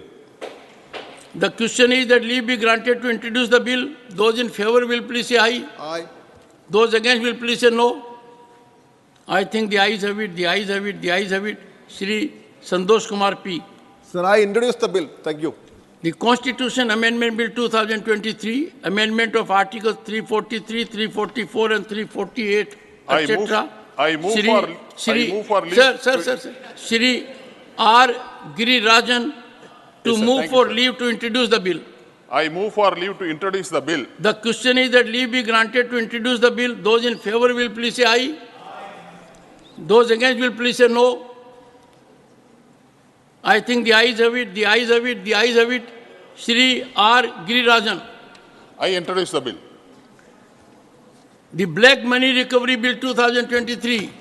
Okay, Papa. Shri M. Mohammad Abdullah to move for leave to introduce the bill. Thank you, sir. I seek to move for the leave to introduce the bill. The question is that leave be granted to introduce the bill. Those in favor will please say aye. Those against will please say no. I think the ayes have it, the ayes have it, the ayes have it. Shri M. Mohammad Abdullah. Thank you so much, sir. I introduce the bill. The Freedom of Marriage and Association and Prohibition of Crimes in the Name of Honor Bill 2023, Shri Ramnath Thakur, to move for leave to introduce the bill. Move kiya. The question is that leave be granted to introduce the bill. Those in favor will please say aye. Aye. Good. Thakur Sahib said aye. Those against will please say no. I think the ayes have it, the ayes have it, the ayes have it. Shri Ramnath Thakur. I introduce the bill. The Constitution Amendment Bill 2023, amendment of Articles 124 and 217. Sir, Chairman, sir. Shri, sir. No, sir. I have to open the door. Sir. Shri V. Vijay ready to move for leave to introduce the bill. Now. Chairman, sir, reservation in judicial appointments for backward classes in the Supreme Court and High Court, sir. No. Sir, I move for leave to introduce Constitutional Amendment Bill 2023. Good enough. Sir. The question is that leave be granted to introduce the bill. Those in favor will please say aye. Aye. Those against will please say no. I think the ayes have it, the ayes have it, the ayes have it. Shri V. Vijay Reddy. Sir, I introduce the bill, sir. The Consumer Protection Amendment Bill 2023. Shri V. Vijay ready to move for leave to introduce the bill. Sir, I move for leave to introduce Consumer Protection Amendment Bill. The question is that Bill leave be granted to introduce the bill. Those in favor will please say aye. Aye. Vijay Reddy forgot. Sir. Okay. Those against will please say no. I think the ayes have it, the ayes have it, the ayes have it. Shri V. Vijay Reddy. Sir, I introduce the bill, sir. The Central Universities Amendment Bill 2023. Shri V. Vijay ready to move for leave to introduce the bill. Sir, I move for leave to introduce Central Universities Amendment Bill 2023. The bill. The question is that leave be granted to introduce the bill. Those in favor will please say aye. Aye. Those against will please say no. I think the ayes have it, the ayes have it, the ayes have it. Shri V. Vijay Reddy. Sir, I introduce the bill, sir. The Prevention of Custodial Torture, Bill 2023. Professor Manoj Kumar Jha to move for leave to introduce the bill. Sir, with your kind permission, I move to seek the leave of the House for the introduction of this bill. To move the bill. To move the bill. The question is that leave be granted to introduce the bill. Those in favor will please say aye. Aye. Those against will please say no. I think the ayes have it, the ayes have it, the ayes have it. Professor Manoj Kumar Jha. Sir, I introduce the bill. Thank you so much. The Constitution Amendment Bill 2023, Amendment of Article 51, Capital A. Professor Manoj Kumar Jha to move for leave to introduce the bill. Sir, with your kind permission, I wish to seek the leave of the House to move this bill, which is all about fraternity. The question is that leave be granted to introduce the bill. Those in favor will please say aye. Those against will please say no. I think the ayes have it, the ayes have it, the ayes have it. Professor Manoj Kumar Jha. Thank you so very much, sir. I introduce the bill. The Payment and Settlement Systems Amendment Bill 2023. Dr. Amar Patnaik to move for leave to introduce the bill. Sir, I rise to seek leave to introduce the bill. The question is that leave be granted to introduce the bill. Aye. Those in favor will please say aye. Those against will please say no. I think the ayes have it, the ayes have it, the ayes have it. Dr. Amar Patnaik. I introduce the bill. Thank you, sir. The Indian Penal Code Amendment Bill 2023, substitution of sections 305 and amendment of section 375. Dr. Amar Patnaik to move for leave to introduce the bill. Sir, I rise to seek leave of the House to introduce the bill. The question is that leave be granted to introduce the bill. Those in favor will please say aye. Aye. Those against will please say no. I think the ayes have it, the ayes have it, the ayes have it. Dr. Amar Patnaik. Sir, I introduce the bill. The Adaptation of Climate Change, Resilience, Rehabilitation and Resettlement Bill 2023. Shrimati Vandana Chauhan to move for leave to introduce the bill. So I move for leave to introduce the bill. The question is that leave be granted to introduce the bill. Those in favor will please say aye. Those against will please say no. I think the ayes have it, the ayes have it, the ayes have it. Shrimati Vandana Chauhan. I introduce the bill, sir. The Constitution Amendment Bill 2023, insertion of Article 16, capital A, Shri M. Shanmugam to move for leave to introduce the bill. Thank you, sir. I move to leave to introduce the bill, sir. The question is that leave be granted to introduce the bill. Those in favor will please say aye. Those against will please say no. I think the ayes have it, the ayes have it, the ayes have it. Shri M. Shanmugam. I introduce the bill, sir. The Motor Vehicle Drivers and Other Workers Welfare Fund Bill 2023, Shri M. Shanmugam, to move for leave to introduce the bill. Sir, I move for leave to introduce the bill, sir. The question is that leave be granted to introduce the bill. Those in favor will please say aye. Those against will please say no. I think the ayes have it, the ayes have it, the ayes have it. Shri M. Shanmugam. Sir, thank you, sir. I introduce the bill, sir. The Representation of People Amendment Bill 2023, Shri Javed Ali Khan, to move for leave to introduce the bill. माननीय सभापति जी, मैं लोक प्रतिनिधित्व संशोधन विधेयक 2023 को सदन में पुरस्थापित करने की अनुमति चाहता हूं। The question is that leave be granted to introduce the bill. Those in favor will please say aye. Those against will please say no. I think the ayes have it, the ayes have it, the ayes have it. Shri Javed Ali Khan. मैं विधेयक को पुरस्थापित करता हूं। The Constitution Amendment Bill 2023, amendment of Articles 111, 200 and 201, Shri A.D. Singh to move for leave to amend the bill. Sir, I move to leave for leave to introduce a bill further to amend the. The question is that leave be granted to introduce the bill. Those in favor will please say aye. Those against will please say no. I think the ayes have it, the ayes have it, the ayes have it. Shri A.D. Singh. I wish to introduce the bill. You don't wish? Permission, I wish to introduce the bill. No, don't wish. You say I introduce the bill. I introduce the bill. The Special Financial Assistance to the State of Bihar Bill 2023, Shri A.D. Singh to move for leave to introduce the bill. Sir, I move for leave to introduce the bill. The question is that leave be granted to introduce the bill. Those in favor will please say aye. Those against will please say no. I think the ayes have it, the ayes have it, the ayes have it. Shri A.D. Singh. I introduce the bill. The Indian Penal Code Amendment Bill 2023, insertion of new section 377, capital A. Shri A.D. Singh to move for leave to introduce the bill.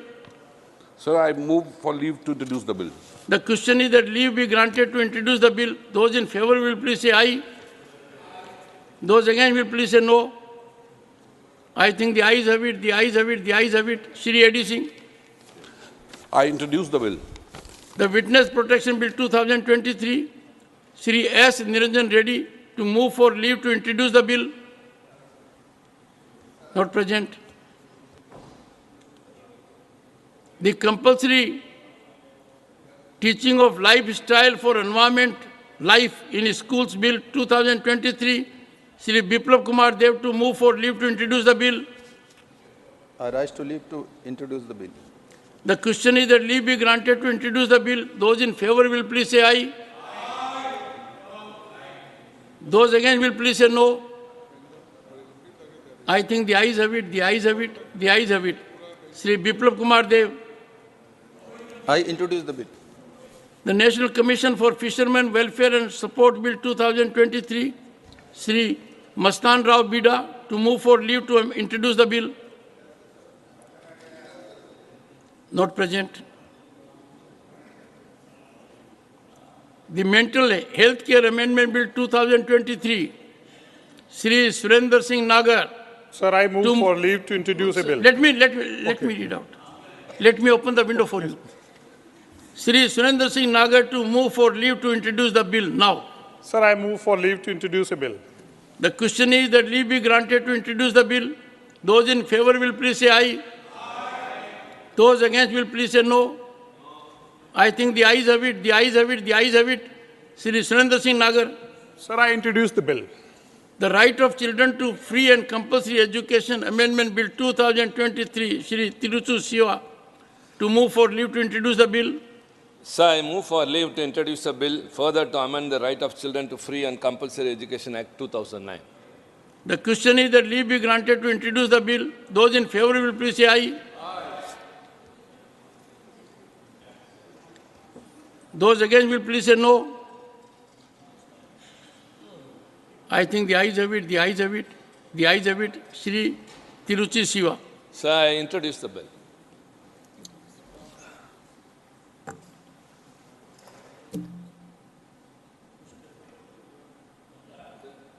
It has come to an end.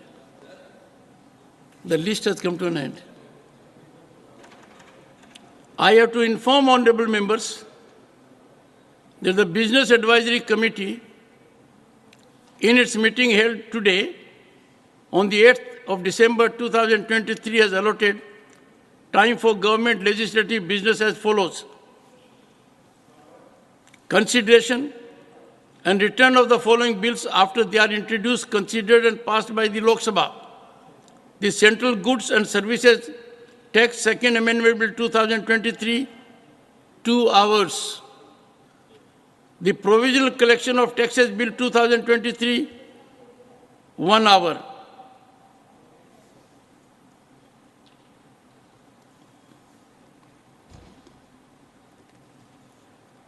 Honorable members,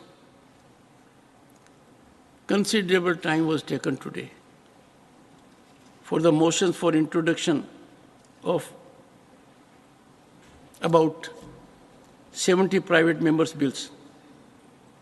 I suggest we may continue with the consideration of private members' bill beyond 4:30 p.m. till 5:15 p.m. After that, permitted special mentions will be taken up. Is that sense of the House?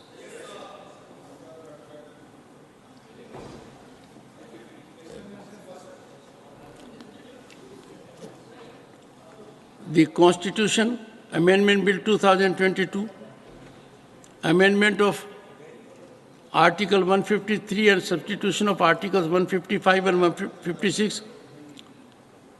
Further consideration of the following motion moved by Dr. V. Sivdasan on the 9th December 2022, that the bill further to amend the Constitution of India be taken into consideration. On the 9th December 2022, Dr. V. Sivdasan had not concluded his speech while moving the motion. He may therefore be called upon to continue his speech. Dr. V. Sivdasan. Respected Chair of the House, here the Constitution Amendment Bill 2022, amendment of Article 153, substitution of Article 155 and 156 is a very important bill. It is in the public interest that the governor's position is to be filled not by the President under the advice of the Union government. The governor should be appointed by the state itself. The will of the people has to be respected. The governors cannot act as stooges of the Union government. Sir, currently, governors are working as tool of the institution of the Union government into the state. We have a lot of examples. The first article of our Constitution starts with the sentence that I quote, India, that is Bharat, shall be a union of states. It proves the importance of the states. Federalism is a part of the basic structure of our nation, basic structure of our Constitution. We all know the existence of our great nation. India is linked with the existence of its basic character, that is unity in diversity. If the diversity is ruined, then the majority of the people will be marginalized. That means they will lose their identity, language, culture, and habitat. It cannot help in their development. Diversity is the basic principle of the federal structure of our nation. Unity develops and strengthens its diversity.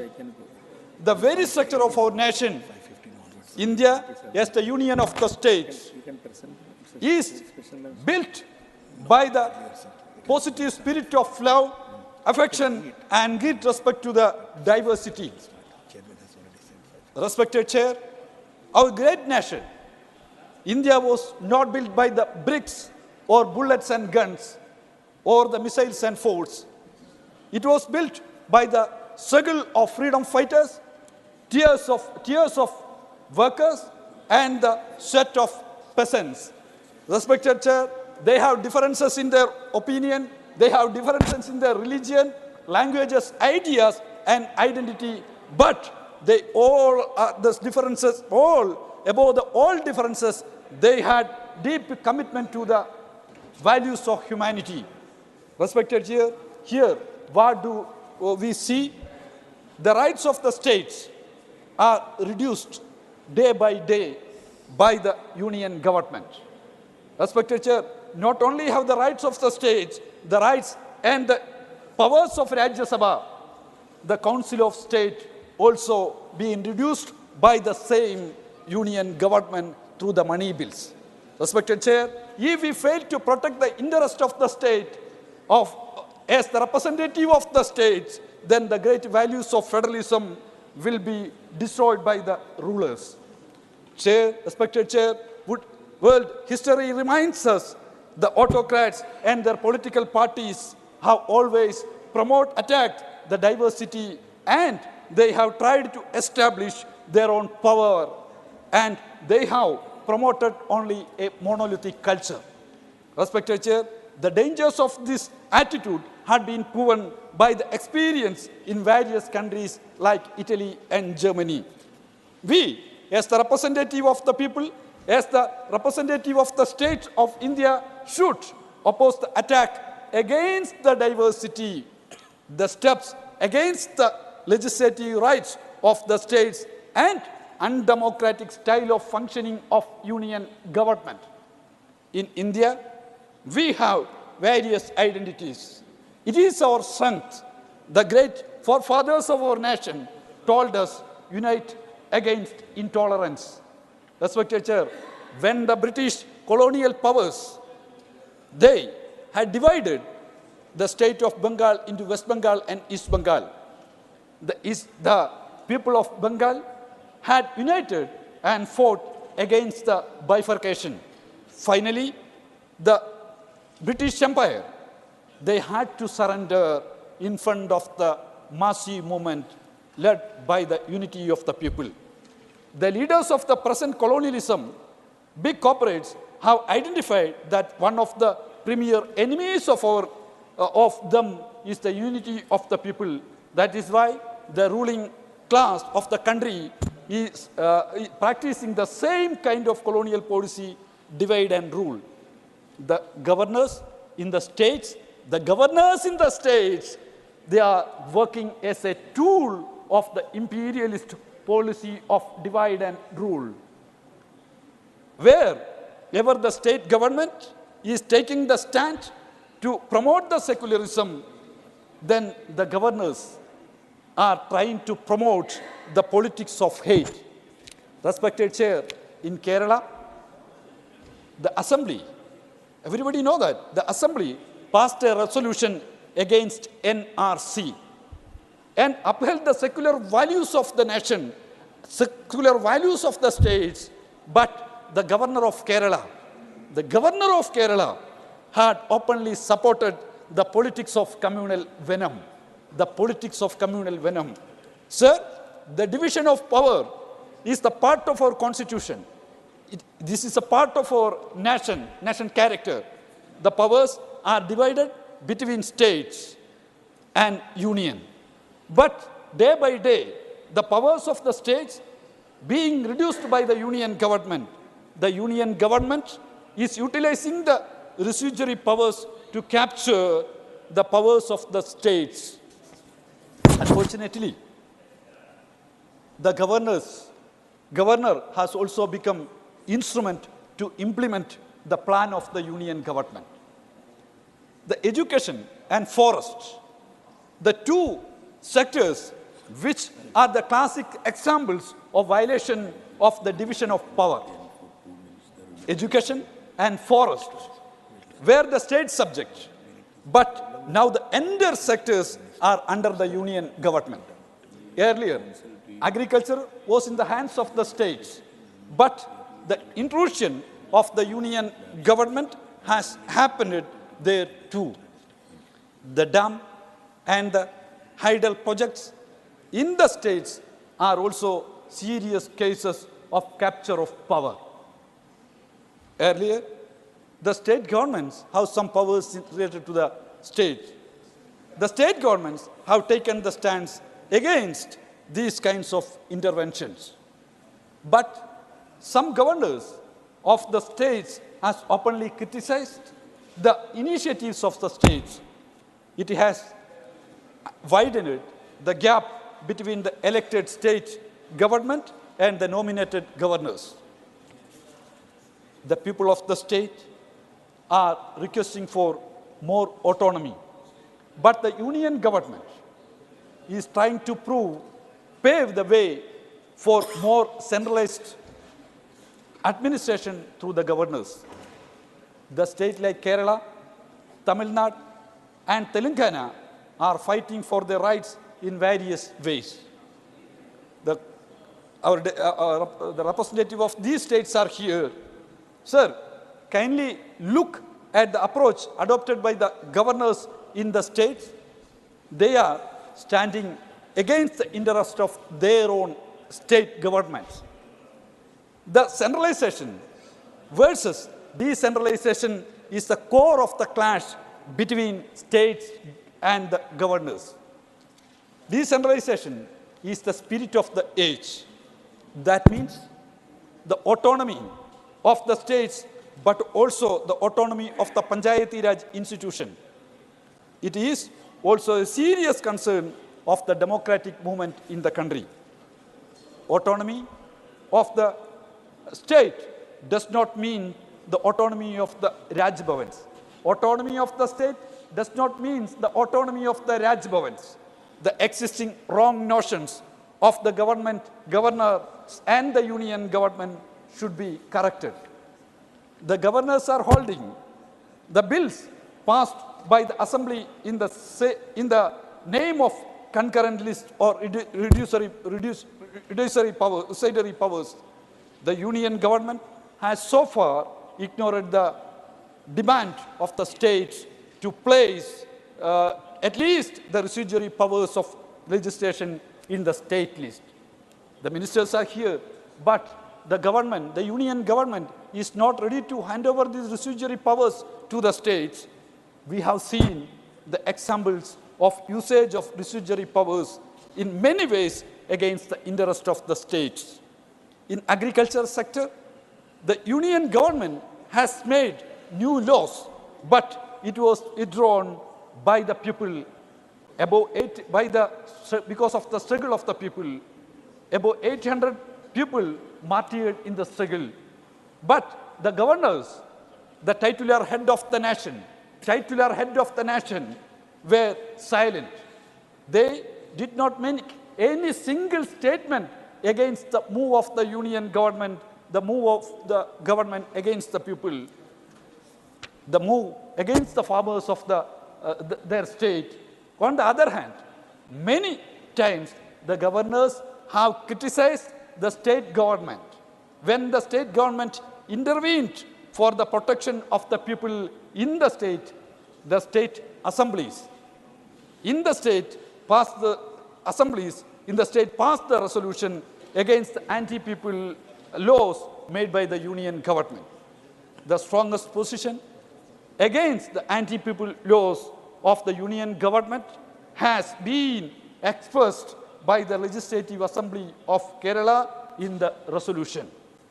But the titular head of the state took the stand against the resolution, against the interest of the state. and the interest of the farmers. Then, what is the meaning of the usage? The head of the state, the word head of the state. We all know the federal structure and great values of the Constitution will be destroyed by these kinds of legislations by the union government. In education sector, state government have faced various issues. Everybody knows the extreme centralization in education sector is the one of the motto of the union government. The issue of need still exists. The Tamil Nadu state, the representative from Tamil Nadu is here. Tamil Nadu state government has taken a very strong stand for the protection of the interest of their state in the education sector. Naturally, it is against the interest of the union government. It is against the wishes of the union government. The Legislative Assembly has passed the resolution against the need. The governor of the state openly criticized the state government and their principled position on the issue of need. The powers in the union government, the union list, are in the hands of the union government. They are taking the decisions unilaterally without any inclusion of the opinion of the states. Moreover, there is no formal institutional structure for the mandatory consultation between the union and the states for the legislation under the concurrent list.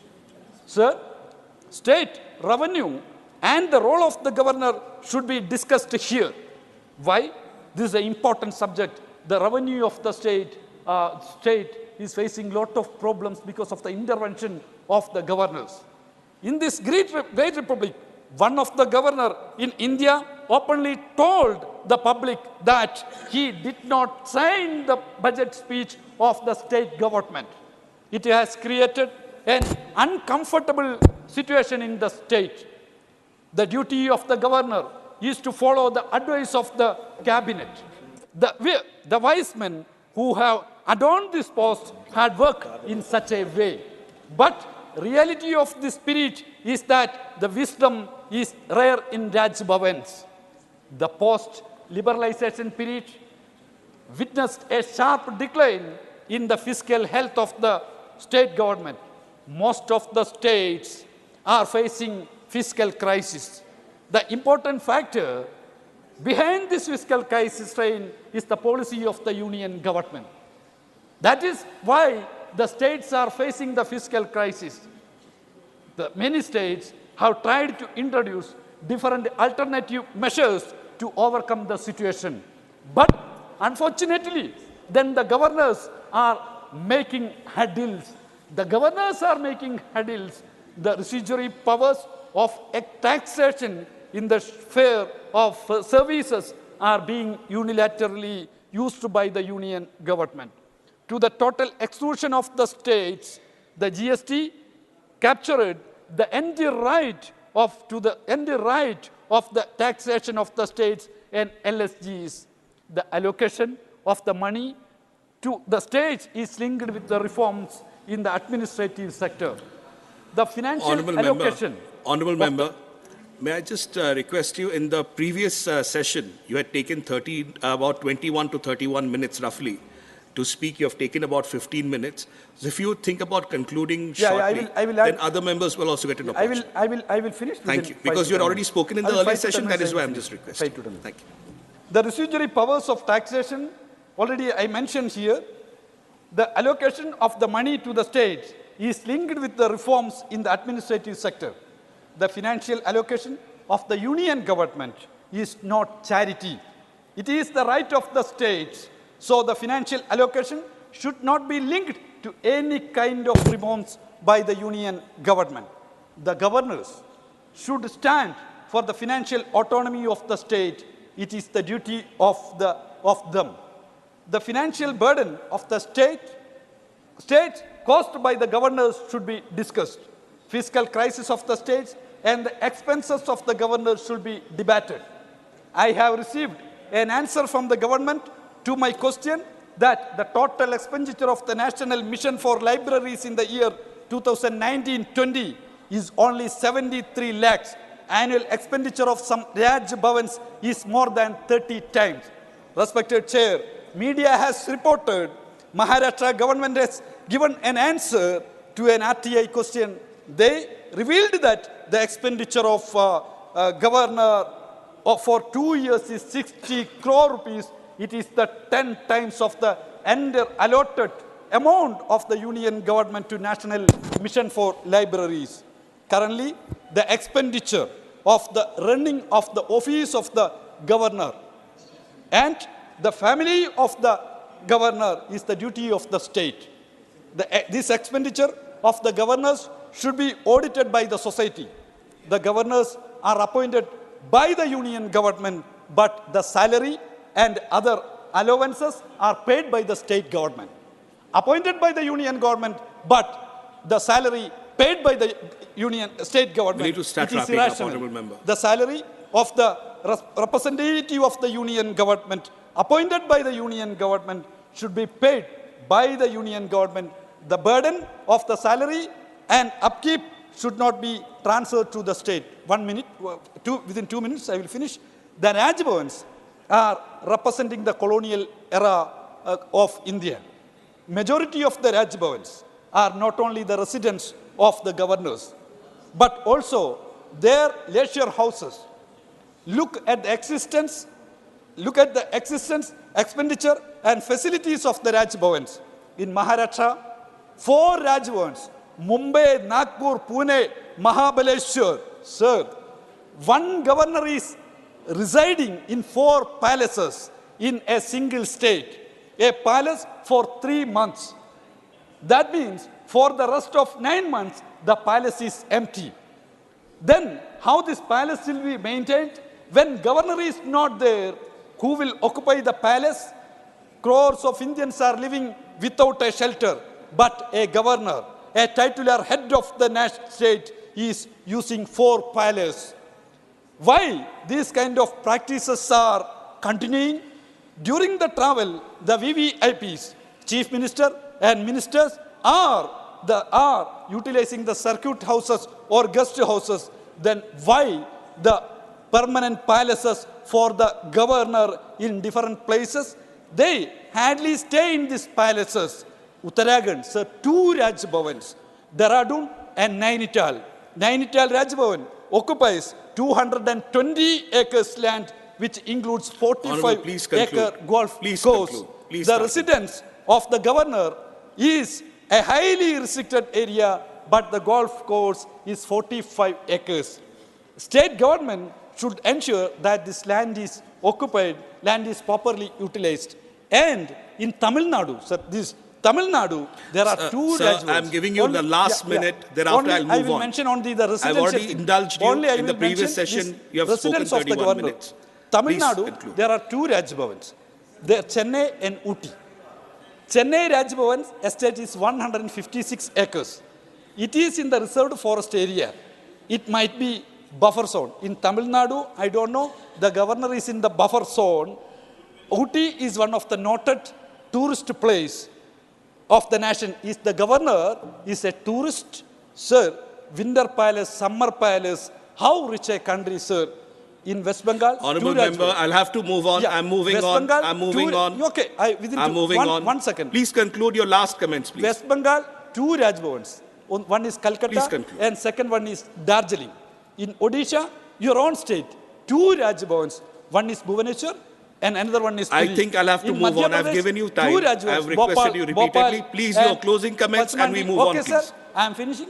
These things, the governors, the titular head of the states, how they are making the hurdles of the state, functioning, administrative function of the state, these things, this August House, please discuss seriously. And I request the state, all of you take the initiative for stop the revenue, making the hurdle, making the hurdles and taking the wrong practices of the governor and try to end the colonial era's practices in our nation. Thank you, sir. Thank you. With these words, thank you.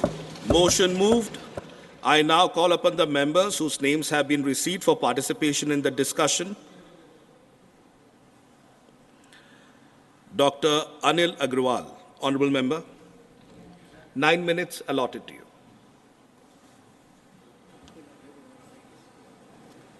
महोदय, भारतीय संविधान की एक खूबसूरती रही है कि किसी भी पद पर, किसी भी संवैधानिक संस्था पर कोई ना कोई क्रॉस चेक जरूर रहता है। इस संविधान में जो गवर्नर का पद है बहुत ही महत्वपूर्ण पद है, और जब संविधान निर्माताओं ने भारतीय संविधान को बनाया, बहुत सोच समझकर इस पद को बनाया गया, और इस पद पर हमेशा बहुत ही विद्वान व्यक्ति रहे हैं। मेरे जो मित्र केरला से आते हैं, मैं उनको भी बताना चाहूँगा, वहाँ वर्तमान में भी जो गवर्नर हैं महामहिम श्री आरिफ मोहम्मद खान साहब, एक बहुत ही अच्छे स्कॉलर। आप अगर उनकी स्पीचेस सुनेंगे तो आपको लगेगा कि वास्तव में आप किसी विद्वान व्यक्ति की स्पीच सुन रहे हैं। और हिंदुइज़्म और जो जिस धर्म से वो आते हैं, मुस्लिम, उसके बारे में श्लोक और आयतों के माध्यम से जो वो बोलते हैं, पूरा देश उनकी बातों को सुनता है। अधिकांश ऐसे हमारे महामहिम हैं जो वास्तव में बहुत ही विद्वान हैं, और वो संविधान की रक्षक के रूप में स्टेट में काम करते हैं। जो मेरे मित्र ने कहा, अगर उस बात को मान लिया जाए तो पूरी जो संवैधानिक ढांचा है वही चरमरा जाएगा, और जो क्रॉस एंड चेक की जो हमारी एक संस्कृति है, पद्धति है, एक तरीका है, वो पूरा का पूरा हमारा समाप्त हो जाएगा। और स्टेट गवर्नमेंट्स जो चुन के आएंगी वो पूरी तरह से मनमानी हो जाएंगी, बेलगाम हो जाएंगी। कई बार लोकतांत्रिक व्यवस्था में ऐसे भी लोग चुन के आ जाते हैं जिनकी कोई आइडियोलॉजी नहीं होती, जिनकी कोई विचारधारा नहीं होती, किसी भी मुद्दे पर चुनकर आ गए और उसके बाद वो मनमानी करने की कोशिश करते हैं। और मेरे विद्वान मित्र ने जो कहा, जिस प्रकार से वो महामहिम को हटाकर और उस पद को दोबारा लाना चाहते हैं, उसमें उनका जो सजेशन है उसमें ये है कि साहब वहाँ के जो MLAs हैं, वहाँ की जो म्यूनिसिपैलिटीज़ हैं, वहाँ के जो कॉरपोरेशंस हैं, वो सब मिलके महामहिम का चुनाव करें, इलेक्शन। महोदय, स्टेट में ऑलरेडी चीफ मिनिस्टर का जो चुनाव होता है वो लोकतांत्रिक व्यवस्था से होता है, और एक स्टेट में अगर दो लोकतांत्रिक व्यवस्थाएं दोनों इलेक्टेड हो जाएंगे तो शायद जो पर्पस था हमारे संविधान निर्माताओं का गवर्नर के पद पर नियुक्त करने का, वो पूरी की पूरी तरह से डिफीट हो जाएगा। महोदय, मेरे मित्र ने एक ये भी सुझाव दिया है अपने बिल में कि 2/3 अगर MLAs को चाहें तो वो गवर्नर को हटा सकते हैं। गवर्नर के पद पर वर्तमान में जो नियुक्ति होती है वो महामहिम राष्ट्रपति जी के द्वारा होती है, और राष्ट्रपति इलेक्टेड पद है।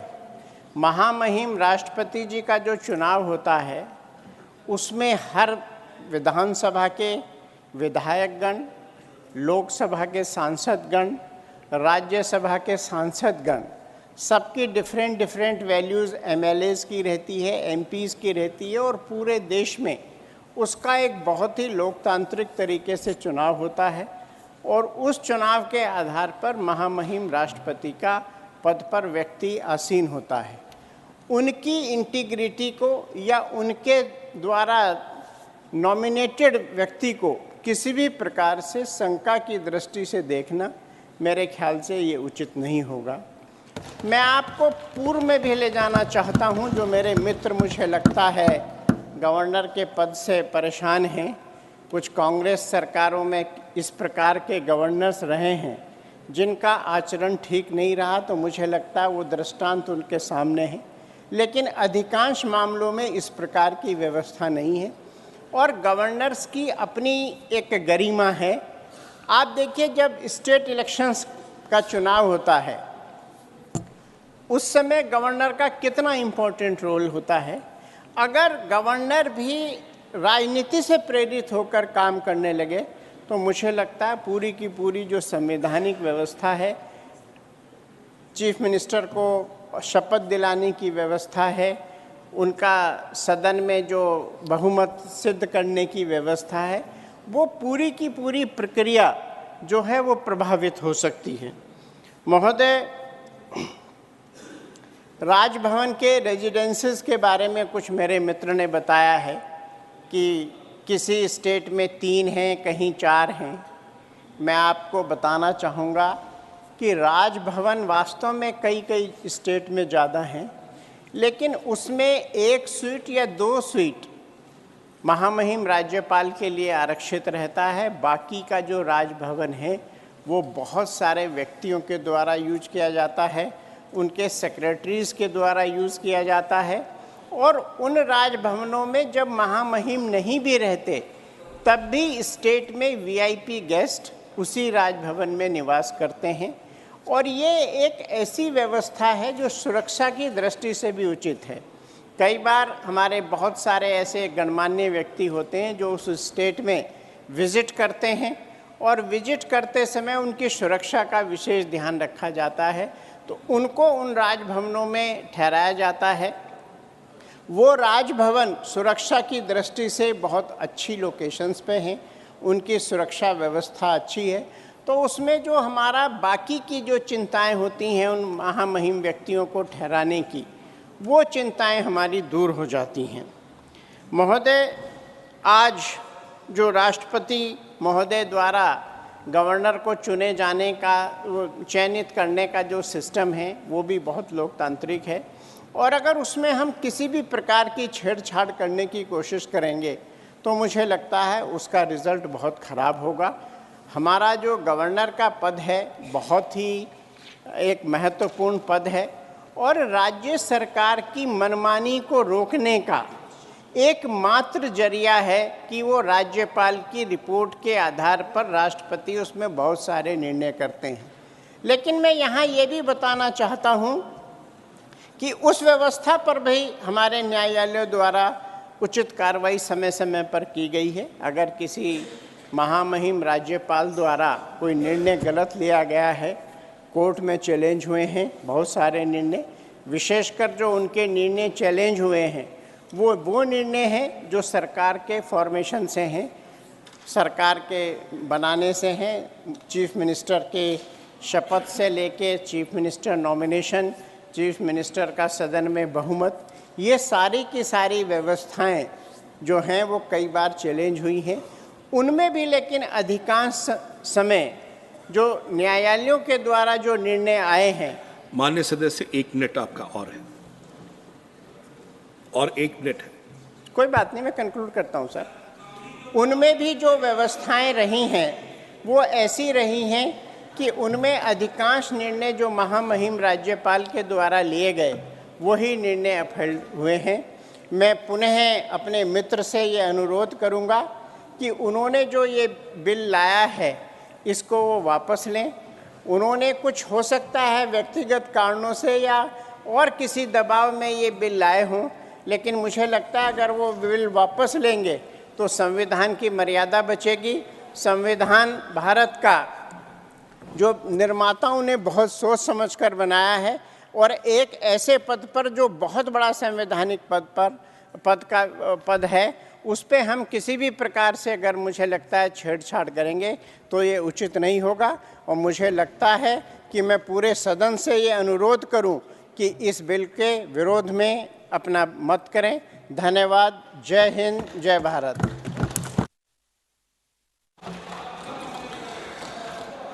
Honorable Member Dr. L. Hanumanteya ji, 15 minutes. You have 15 minutes allotted by your party. Sir, thank you, Chairman. Sir, Sir, the private member bill moved by Dr. Shivadasan is timely, and this upper house, with the representation of different political parties, has to discuss thoroughly, and I request the House to have a unanimous decision on this in implementing the bill, so that the friction between the central government and the state governments, particularly the governments in the center and non-political attitude, will prevail in the state, sir. Sir, Article 153 says, there shall be a governor in each state, and one person can be appointed, and he can be given 2 or 3 states as in charge. A governor is appointed by the president and is a nominee of the central government. Sir, it is stated that governor has a dual role, that he is the constitutional head of the state, bound by the advice of the Council of Ministers of that particular state. Sir, he functions as a vital link between the union government and the state government. Sir, the governor has the power to grant pardons, reprieves, according to Article 161. Sir, the governor with the CM, head of the state, that accepts some conditions for discretions, he has to take the advice of the Chief Minister of the state, who is the head of the executive. Sir, the governor appoints the Chief Minister and other ministers according to the Article 164. He assents, withholds the assent, or reserves the bill for the consideration of the President passed by the Legislative Assembly. Then, sir, the governor may promulgate the ordinances under certain important circumstances according to the Article 213. Sir, governor is envisaged as the apolitical head. This is a very important factor to be considered. He is always an apolitical head who must act on the advice of the Council of Ministers. However, the governor enjoys certain discretionary powers granted under the Constitution. For example, giving or withholding assent to a bill passed by the legislature, determining the time needed for a party to prove its majority, or which party must be called first to do so, generally after the hung verdict in any election during the time. Sir, there are no provisions laid down for the manner in which the governor and the state must engage publicly when there is a difference of opinion. There is no provisions laid down so far, sir. Sir, the governor has 5-year term in an office. Sir, in 2001, the National Commission to Review the Working of the Constitution held that governor owes his appointment and his continuation to the union. There is an apprehension that he is likely to act in accordance with the instructions received from the Union Council of Ministers. It is only an apprehension, but it is not the fact. In the Constitution, sir, there are no guidelines for exercise of the governor's powers, including the appointment of a CM and dissolving the assembly. There is no limit set how long a governor can withhold assent of a bill. The governor sends a report to the center, which forms the basis of the Union Cabinet's recommendations to the President for invoking Article 356. This is another important article which the governor has to follow very carefully in the interest of the center as well as the state. Sir, why the attempts have been made to address concerns over the alleged partisan role played by the governors is the question I think we have to address today. Sir, changes regarding the selection of governors. Sir, the National Commission to review the working of the Constitution appointed by the Atal Bihari Vajpayee's government in 2000 suggested that governor of a state should be appointed by the president after consultation with the chief minister of the state, which has to be noticed, and no central government so far has followed this to have a consultation with the chief minister. Sir, the Sarkaria Commission set up in 1983 to look into the center-state relations proposed that Vice President of India and Speaker of Lok Sabha should be consulted by the Prime Minister in the selection of the governors. This is another proposal by Sarkaria Commission, which is a landmark commission during that period. Sir, that Punchi Commission proposal says Justice Madan Mohan Punchi Committee constituted in 2007 on center-state relations proposed in its report that committee comprising the Prime Minister, Home Minister, Vice President, Speaker, and concerned Chief Minister should choose the governor. This is another recommendation by the committee, sir. The Punchi Committee also recommended deleting the doctrine of pleasure from the Constitution, but backed the right of the governor to sanction the prosecution of ministers against the advice of the state government. So it also argued for a provision for impeachment of the governor by the state legislature. Sir, these are all the duties of the governors where we have to follow meticulously. Sir, unfortunately, today, what is happening, what are the comments in the public domain, and how the governor's officers have been treated by the central government, and why the state governments are forced to go to the Supreme Court to implement the constitutional spirit, which are not clear guide, which they don't have a clear guidance in this respect. Sir, the Supreme Court questions, can governors kill the bills passed by the Assembly? This is the question raised by the Supreme Court, sir. The substantive part of the Article 200 empowers the governor to withhold the assent of the bill.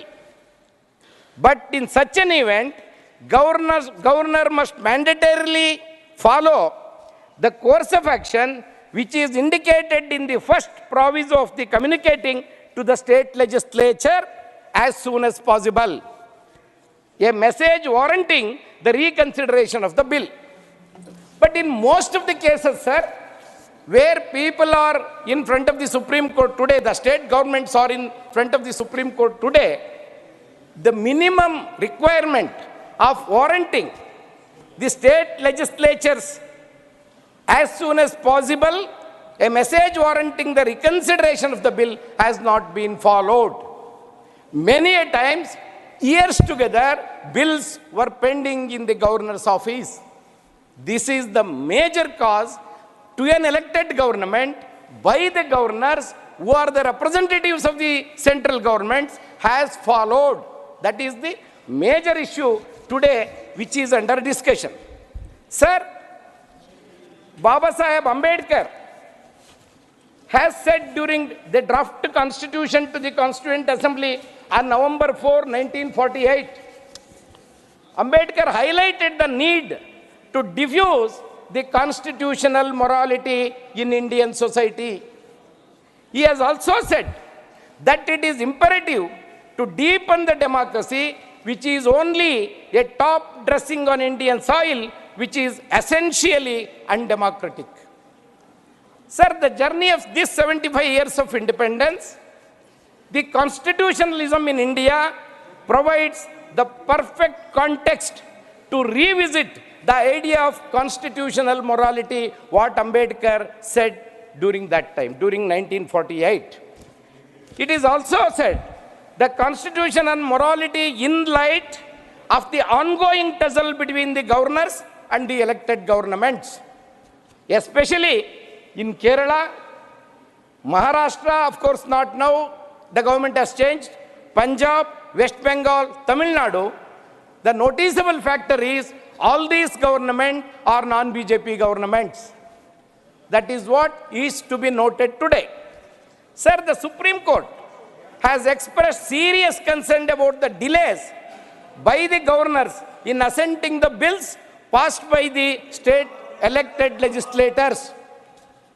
This violates the constitutional provisions and the doctrine of constitutional morality which Ambedkar was talking about. Sir, the Constitution of India has envisaged the role of the governors as custodians of the constitutionalism in respective of states. However, owing to the nature of appointment using nominee selection by the union government, most of the time governors abide by the obligation of the ruling dispensation rather than the constitutionalism. This is the major observation at this time, sir. Sir, this has deepened the crisis between the union governments and the state government, which is eroding the principles of cooperative federalism. Sir, the conduct of the governors in these states has resurrected the question of the need to continue the governors in office in a parliamentary democracy. That is the crisis today. That is a serious crisis today. So the fact that there is a conflict between the governor's office and the elected governments is a very sad part of the democracy, a serious concern of the democratic process. Sir, the immediate consequences of this trend are affecting the public governance and administration, erodes the harmonious relation between the state and central government, and it also affects the governor office, destabilizes the elected government as they are under pressure and non-performing the governance. This union-state relations, overall, the federal scheme of the constitution is in the state of disequilibrium. Sir, there are some solutions suggested by the experts of the constitution and people who have experienced the 75 years of independence. Sir, one that, firstly, the state government must be consulted before the governor's appointment by the union government. This is the suggestion, as recommended by the Sarkariya Commission. This will ensure much needed consultation between the union and state governments, thereby strengthening the relationship between both these governments in the true spirit of cooperative federalism. Sir, secondly, the Supreme Court of India must direct the Union Ministry of Law and Justice to frame the guidelines for the Governor Office in consultation with the Law Commission of India to assent to the bills on time to avoid unregulated delays in the future, which is very much required and necessary. Sir, thirdly, empower the office of the President of India. Honorable Member, you have to one recall, more minute. I'll go according to your time. Empower the office of the President of India to recall the governors who are the subject of the constitutional violation in discharging the duties as per the Article 200. Article 200 has become a serious concern today, where the governors are playing with it, with the discretionary powers given by the Constitution to them are not followed with a judicious thinking and judicious decisions. Sir, lastly, the time has come to remove the word otherwise in Article 356 through a constitutional amendment, as governors have misused the word to dissolve many elected governments in the states. Thank you. So, sir, last sentence, this will curtail some of the discretionary powers and prevent the misuse of governor's office by the union government, whichever is in the power. These things, if they are followed, the real private members will, which we are discussing, will have some fruitful decisions, sir. Thank you very much. Thank you. Honorable Member Shri Jawahar Sarkar. You have 7 minutes. Thank you, sir. Thank you for giving us this opportunity of supporting the constitutional amendment brought in by Dr. Sivadasan to introduce election of governors as a mode to save the constitution. Now, one of the most depressing news that I as a legislature, you as legislators, we all as part of the overall structure of governance, one of the most depressing news that we have heard in the last few days is the manner in which a governor, I am referring to the governor of Tamil Nadu, was pulled up by the Supreme Court for exceeding his jurisdiction. The Supreme Court has intervened from time to time, pulling up the governors of Kerala. Our governor in West Bengal has set new records, pulling up the governors of Maharashtra for exceeding their powers. This all emanates from one mischievous word. I use the word, sir, one mischievous word in the Constitution that was a legacy of the colonial past. And this word is found, discretion is found in Article 163, subarticle clause 2. Now, based on this article, this is a colonial legacy.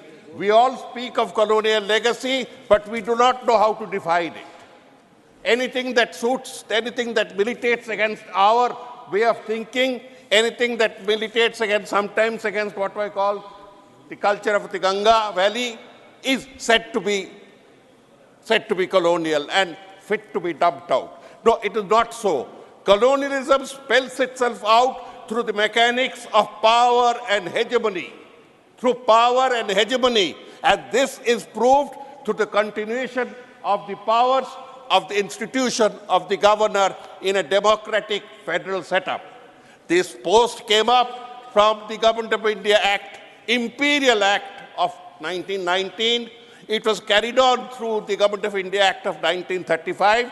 And I would inform my honorable friends on both sides that the Deputy Chief Minister of West Bengal at that time, Shyama Prasad Mukherjee, whom they respect a lot, had a series of guerrilla wars with Governor Herbert, who did not allow him to exercise his democratic powers.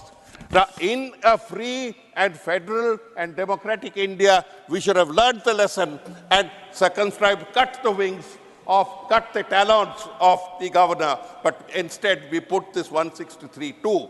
Today, this bill seeks to bring in 153, an amendment to Article 153 to introduce elections. Now, we can't have a diarchy, sir. This is a democratic polity. You can't have two governments of India. There is one government of India that is elected by 37% vote. We respect it. Respect also the state governments that have been elected by the same electorate for governing their states. And do not assume that just because you have a colonial post, you can interfere with it, you can trip it, you can sabotage it whenever you feel like. You cannot. You have learned your lessons in the opposition. While in the opposition, you will learn them again when you come to the opposition. Now, having said this, West Bengal has the singular fortune of being out with the central government for 49 years.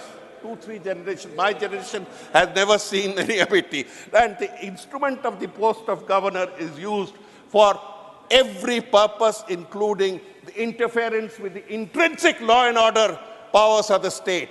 If there is any comment to be made, let the Home Ministry come up and make a comment. But why should a governor, advised by an undersecretary, I am saying, sir, at the cost of contradiction, all governors, irrespective of regime, are run by diktats issued by undersecretaries and deputy secretaries of the Ministry of Home Affairs.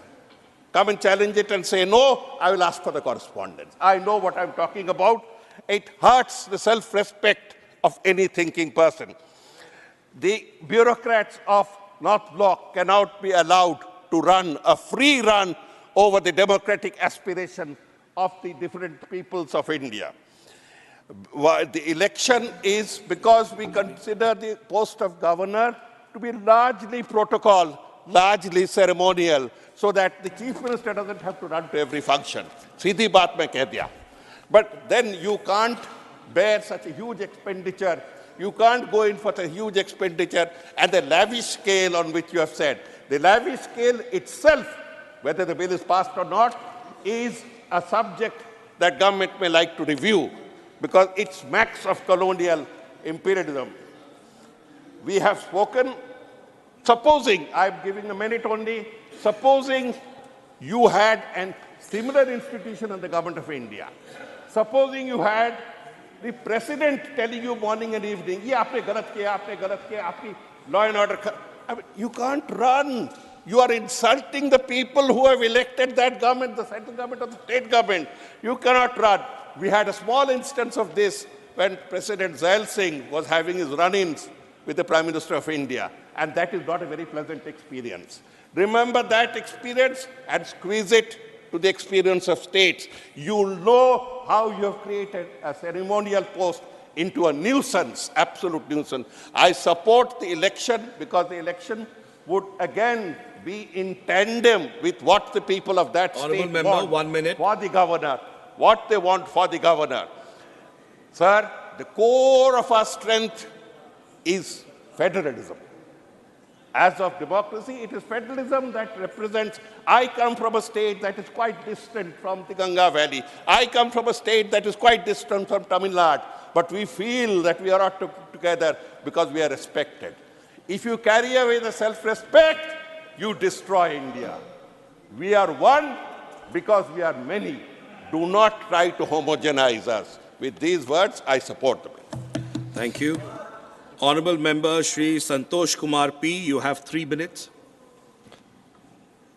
Thank you, Vice Chairman.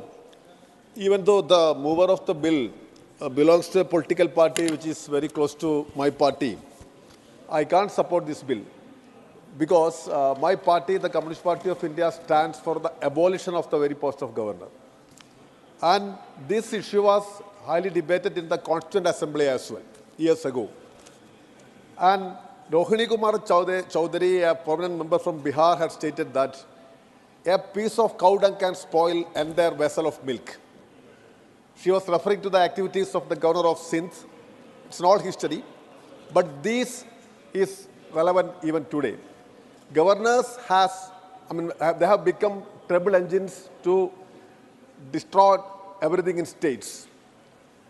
I don't want to give you a details of what is happening in Kerala and Tamil Nadu. Governors have become political manipulators. So why we need the post of governor? The mover have given a detailed list of examples, how the governors are spending money, how decorative their life is, how extravagant they are. So I don't want to add anything more. To perform the role of a governor and the duties of a governor, if at all anything is there, that can be done by the Chief Justice of a state or a Supreme Court Chief Justice. Nothing more is required. So I think it is high time to think about the abolition of the very post of the governor. And secondly, I think almost all parties are in agreement of the continuation of the post of governor. At least let us think about changing the very name of Raj Bhavans.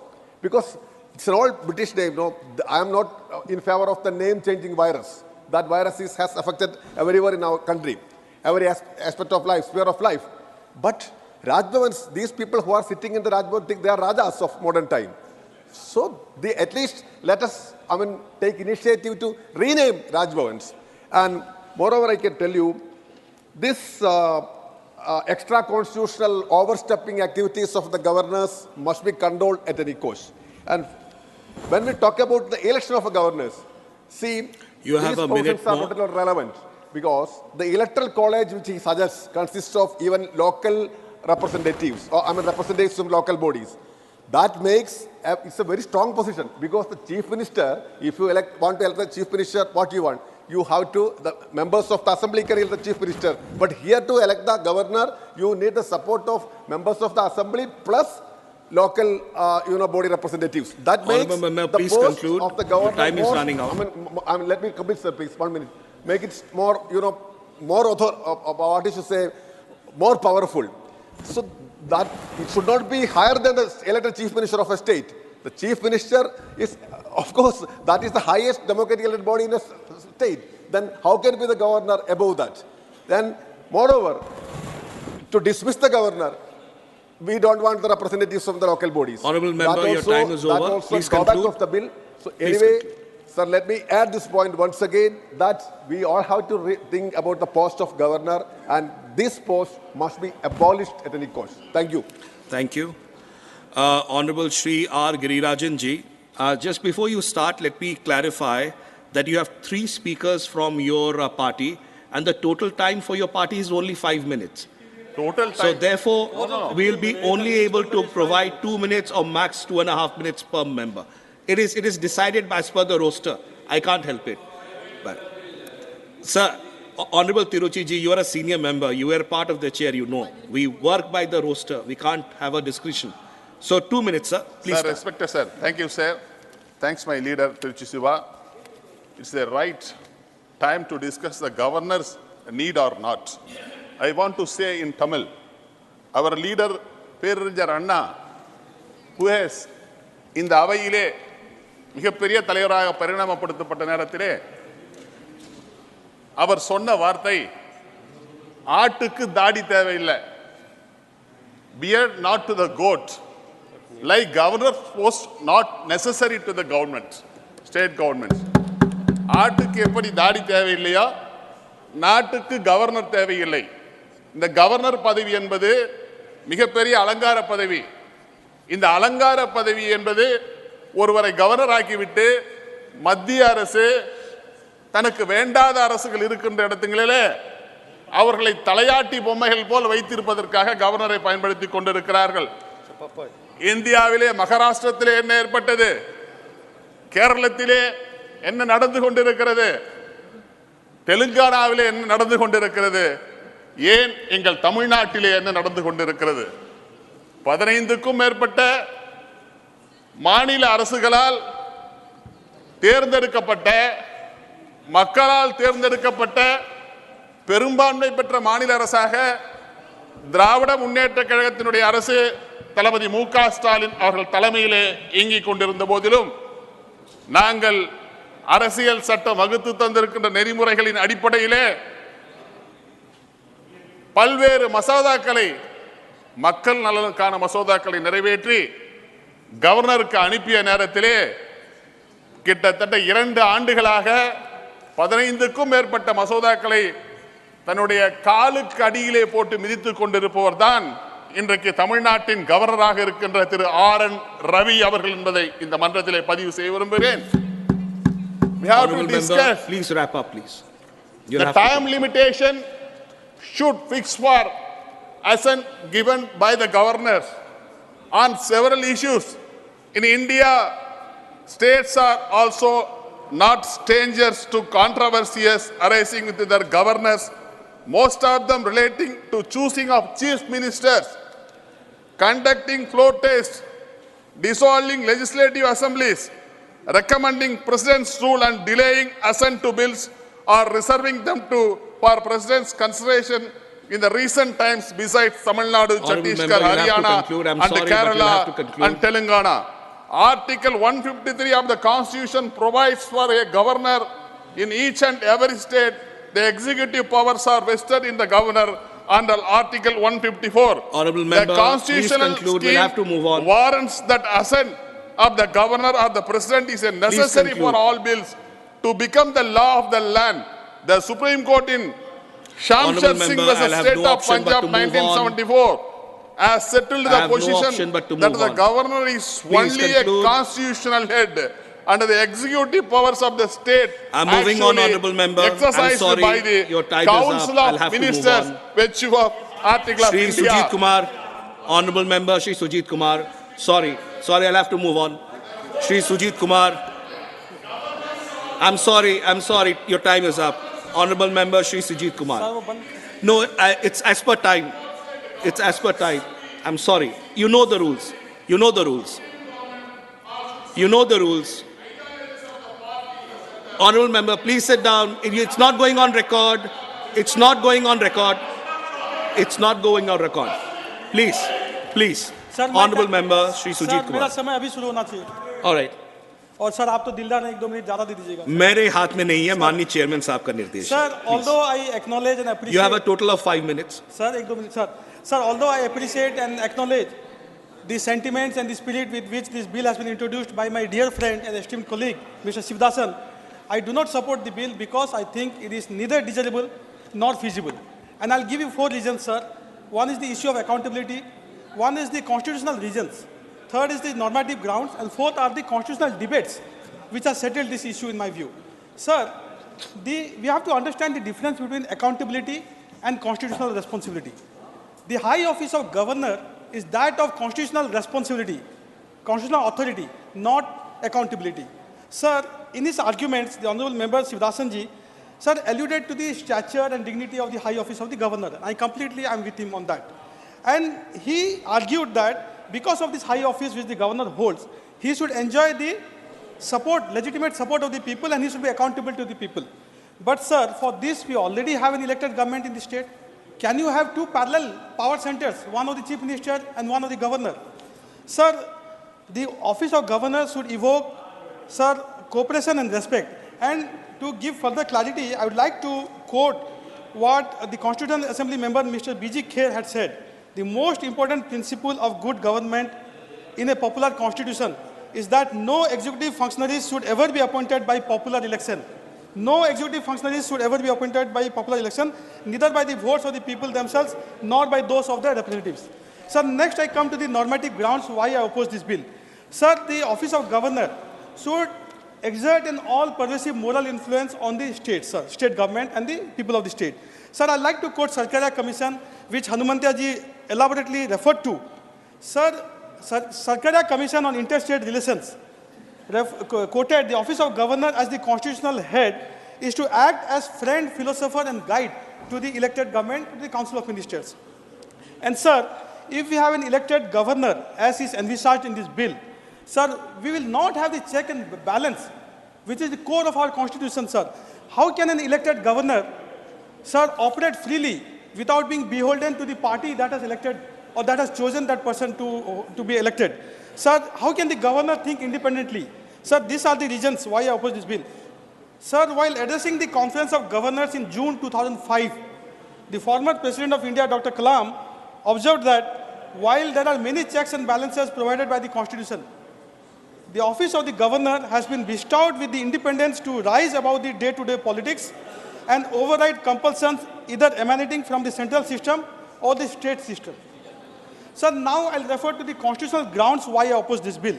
Sir, in our scheme of things, constitutional scheme of things, the governor plays a very important role in maintaining the federal structure of our constitution, which also is part of the basic structure in the Supreme Court judgment of 1973, Kesavanand Bharati judgment. Sir, the celebrated judgment of S.R. Bomai versus Union of India explains in detail the importance of this role, and I quote, this is the Honorable Supreme Court. The key actor in the center-state relations is the governor, a bridge between the union and the state. The office of the governor is a vital link and a channel of impartial and objective communication of the working of the constitution by the state government to the President of India. And he goes on, the judgment goes on, because of paucity of time I will not get to it. Sir, it is also important for the House to visit the Sarkaria Commission report on the role of the high office of the governor, and I will briefly quote from the report. The governor in our system does not function as a constitutional head for the whole gamut of his responsibilities.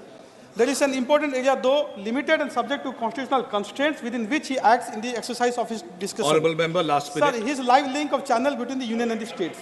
He is a live link of channel between the union and the state. Sir, finally, I will refer to the constitutional debate.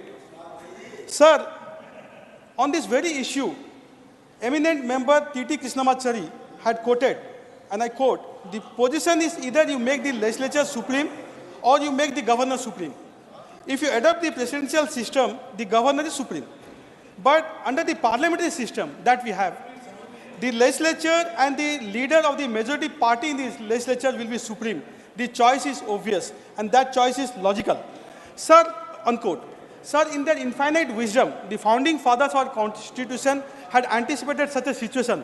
And there was elaborate discussion for 2 full days, sir, on 30th of May 1949 and 31st of May 1949. And 2 alternatives were suggested. Sir, give me, sir, 30 seconds. Sir, alternative 1. This is Article 131 of the draft Constitution of 1948. First alternative, the governor of a state shall be elected by direct vote of all persons who have the right to vote at the general election for the legislative assembly of the state.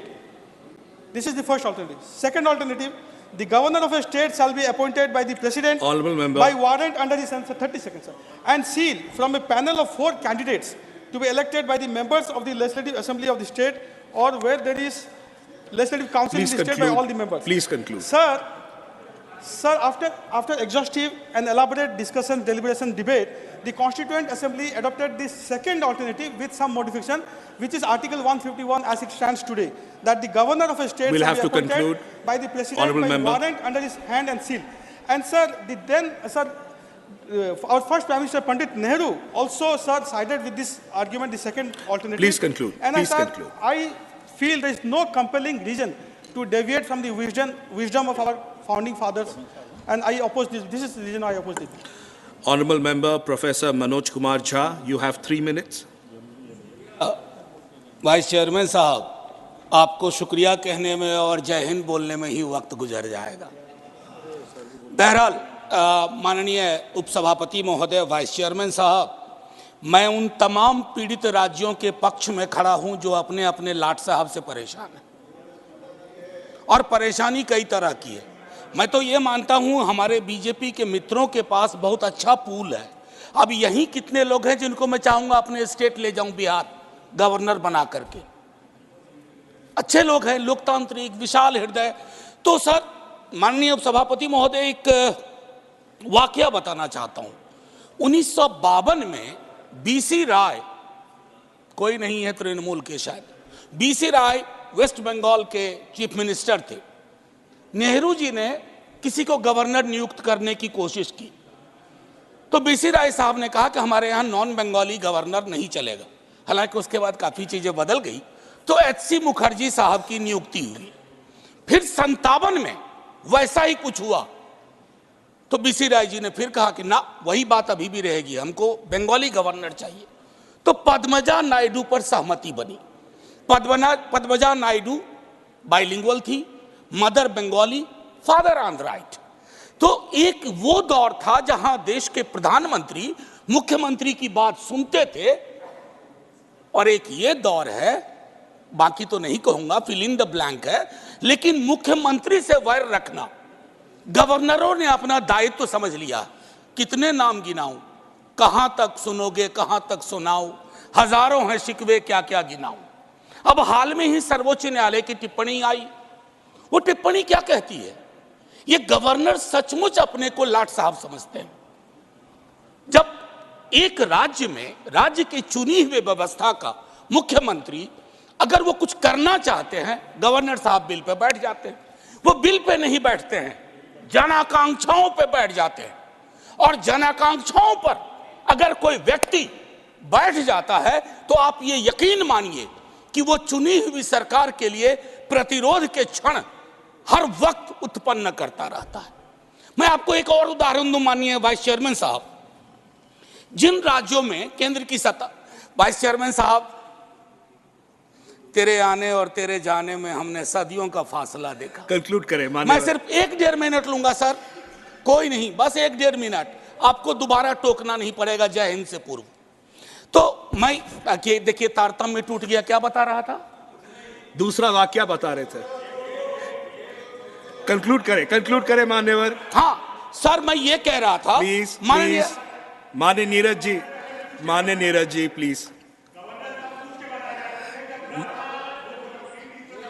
माननीय Neeraj ji please. Sir, Neeraj भाई वाला time निकाल दीजिएगा मुझ में से। आप conclude करें मान्यवर। सर, कंक्लूड कैसे करूं, बीच में नीरज भाई बोल दिए। चलिए आप मैं सर इतना कहना चाहता हूं कि जिन राज्यों में बीजेपी विपक्ष में है, वहां मजबूत हो जाती है बीजेपी। जानते हैं क्यों?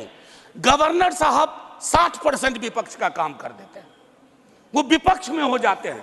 मैंने ऐसे गवर्नर्स देखे हैं जो टेलीविजन चैनल में शाम से बैठ जाते हैं अपनी ही सरकार के बारे में।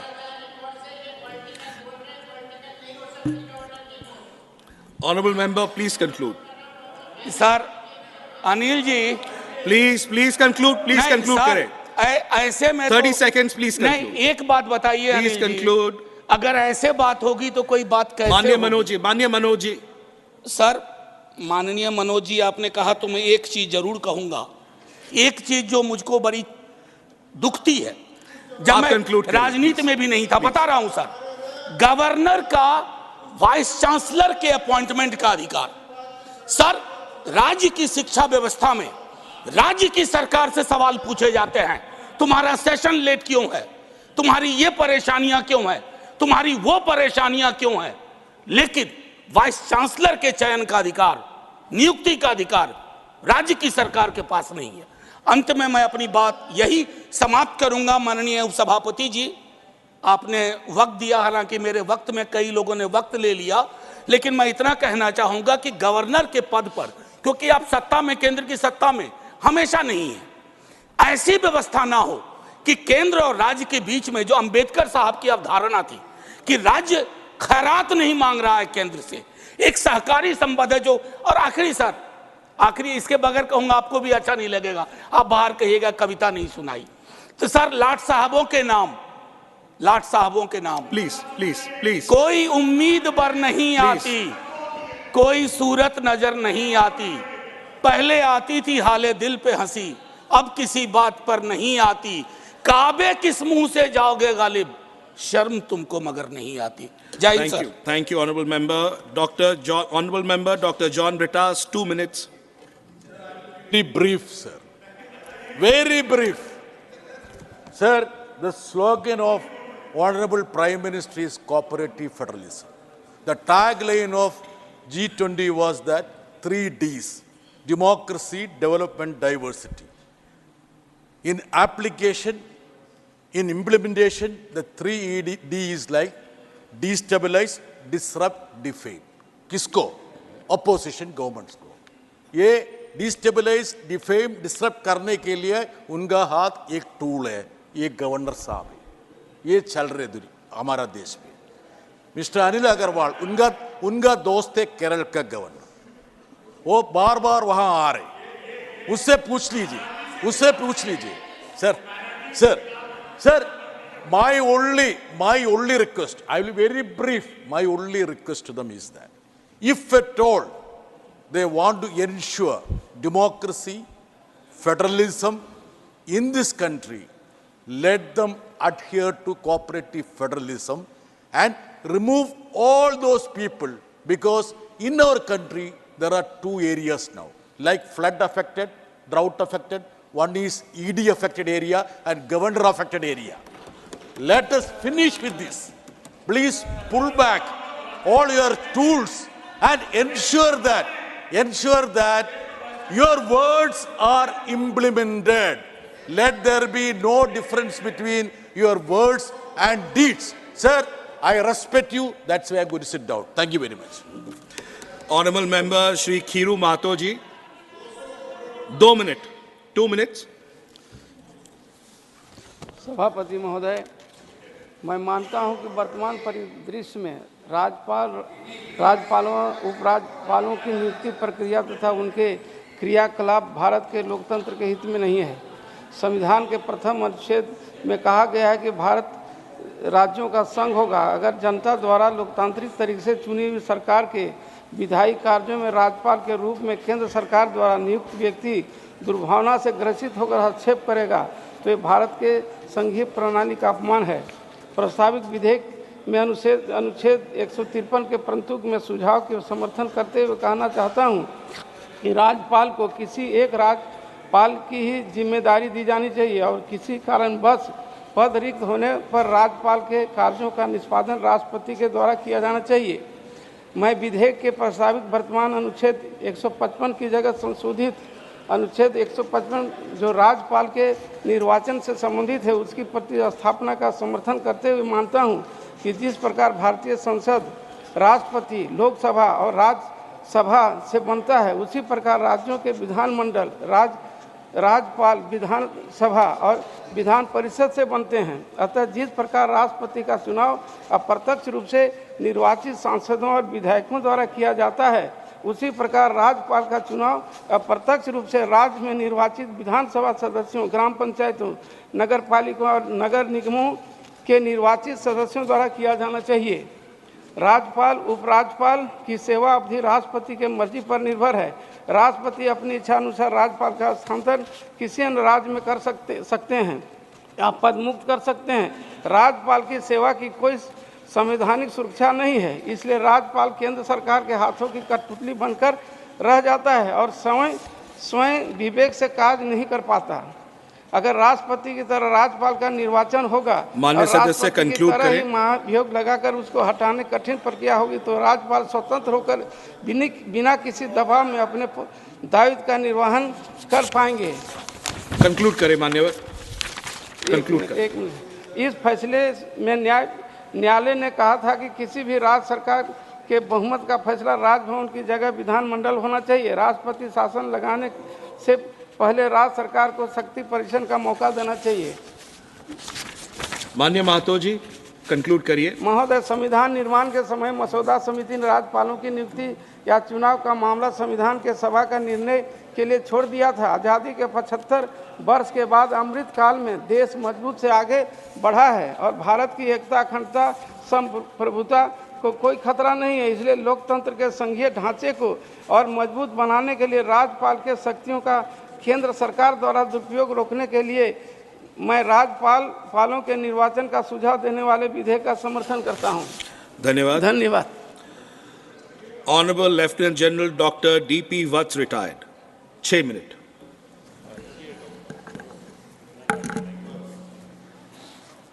माननीय सभापति जी, मैंने डिबेट सुने, but I will see it through the I of nation first. Democracy में चेक्स एंड बैलेंसेस से संविधान चलाया जाता है। Parliament, executive, judiciary and media इसके स्तंभ हैं। इनमें सामंजस्य और बैलेंस बनाना बहुत ज़रूरी है। मैं बताना चाहूँगा कि गवर्नर साहब का रोल कहाँ अहम होता है। जैसे मैंने कहा, नेशन फर्स्ट। वैसे तो कॉन्स्टिट्यूएंट असेंबली में डिटेल से डिस्कस हुआ था कि गवर्नर को इलेक्ट करा जाए या गवर्नर को सेंट्रल गवर्नमेंट अपॉइंट करे। एंड मैं बताना चाहूँगा कि उस ड्राफ्ट में the direct election of governor is incompatible with the parliamentary system established in the states. The mode of direct election is more likely to create conflicts between the governor and the chief minister. ये constituent assembly का draft है और जो संविधान सभा ने पास किया और बाबा साहब अंबेडकर का बनाया हुआ संविधान, हमने आर्टिकल 370 भी चेंज किया, उसको स्क्रैप किया, तो अंबेडकर जी ने लिखा था कि ये एक टेम्परेरी मेजर है। तो we have all respect for Baba Saheb. The governor being only a constitutional nominal head, there is no point in making elaborate arrangements for his election and spending huge amount of money. The election of a governor would be entirely on personal issues, hence it is not in the national interest to involve a large number of voters in such an election. An elected governor would naturally belong to a party and would not be impartial.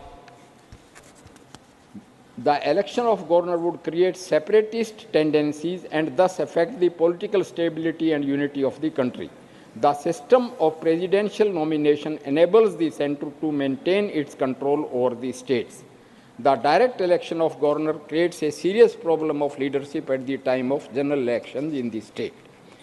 The chief ministers would like his nominee to contest. मैं वापस आऊँगा nation first पे। मैं खुद कश्मीर में सर्व किया 5 साल तक और ऐसे हालात पैदा हो गए कि गवर्नर राज या प्रेसिडेंट राज लगाने के सिवाय कोई चारा नहीं था। और ये कांग्रेस शासन की बात है प्रेसिडेंशियल गवर्नमेंट यानी जनरल केवी कृष्णा राव 6 साल तक लगातार रहे और उसके लगने के बाद भी जो मार धाड़, असेंबली में बम ब्लास्ट हुए और कितनी वायलेंस हुई, तो मैं ये कहूँगा नेशन फर्स्ट के मद्देनज़र प्रेसिडेंशियल रूल नहीं, कई दफ़ा armed forces special powers act भी लगाना पड़ता है।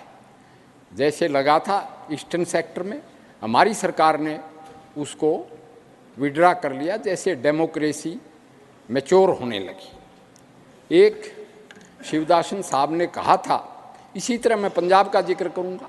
आप सब ने देखा है कि नौबत कहाँ तक पहुंची कि एक धार्मिक स्थल पे भी एक्शन लिया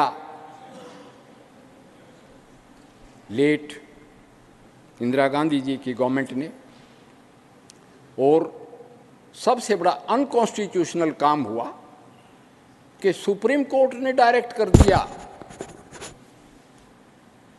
पार्लियामेंट भी सपोर्ट किया और 3 प्रधानमंत्रियों ने, यानी राजीव लांगोवाल अकॉर्ड भी हुआ, कितने अकॉर्ड हुए और बनाई सतलुज यमुना लिंक कैनाल को पाट दिया गया।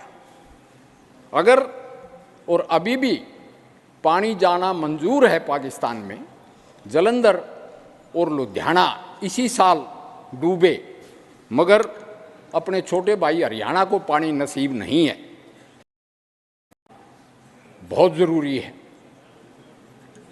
ऐसा ही जैसा कि कहा कि debate is governor should be elected और he should be appointed. I am totally for appointment of government because administration का रूल है कि डेमोक्रेसी में फेडरलिज्म भी है, डिसेंट भी है और सेंटर की हुकूमत भी है, मगर कमांड एंड कंट्रोल में, माननीय सदस्य कंक्लूड करें। हाँ बिल्कुल करूँगा। कमांड एंड कंट्रोल का रूल है कि यूनिटी ऑफ कमांड होनी चाहिए, मल्टीप्लिसिटी ऑफ कमांड तो विद इन लिमिट्स हो सकती है, अदरवाइज ये फेडरेशन टूट जाएगी। और मैंने कुछ एग्जाम्पल्स दिए। हमारा मुल्क मैच्योर तो है, शिवदासन जी ने कहा, वैसे कार्ल मार्क्स तो डेमोक्रेसी के ही खिलाफ थे, जिस पार्टी से आप बिलोंग करते हैं। वो तो धर्म को भी ओपियम ऑफ द पीपल बोलते थे। और हमारा मुल्क 750 650 स्टेटों के कॉन्ग्लोमरेट से सरदार पटेल जी ने इकट्ठा किया था। भिन्न भिन्न भाषाएं हैं, उसमें यूनिफाइंग फैक्टर्स हैं। यूनिफाइंग फैक्टर खेल। कंक्लूड करें, 6 मिनट हो चुके। हमारा संस्कृति, हमारा सिनेमा और हिंदुस्तानी फौज। तो मैं कहूँगा, टाइम की पाबंदी का मैं पालन करूँगा कि governor should B a representative of the central government, he should achieve the checks and balances, and it is a must for keeping the country united. Thank you. Thank you. Honorable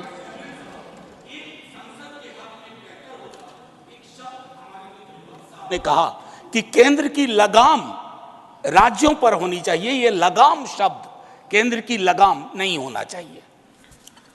Honorable Shri M. Shanmugam, you have 2 minutes. Unfortunately, you have 3 speakers, so I'm able to give you only 2 minutes. Please Thank start. you very much, sir.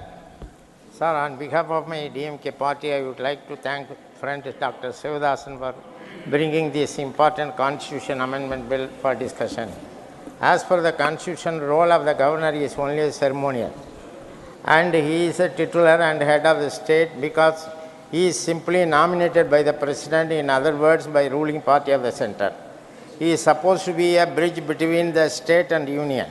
Our party DMK earlier leader, the former leader Dr. Kalaignar, and the present leader, the Chief Minister Thalapathy Stalin, is always insisting governor should be appointed after consulting the state government in India. In India also, the founding father of the constitution have observed that the convention will be developed whereby the governor will be appointed after the consulting the state.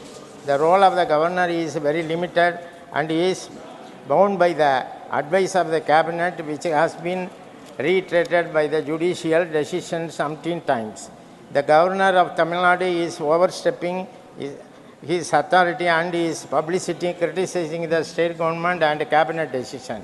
Sir, the Chief Minister has mandate of the people and is elected Chief Executive of the state. When our state government took the matter is not giving the assent to the bill, the sitting over the bills by the governor. The Supreme Court expressed serious concern over the delay by the governor on giving assent to the bills passed by the state assemblies.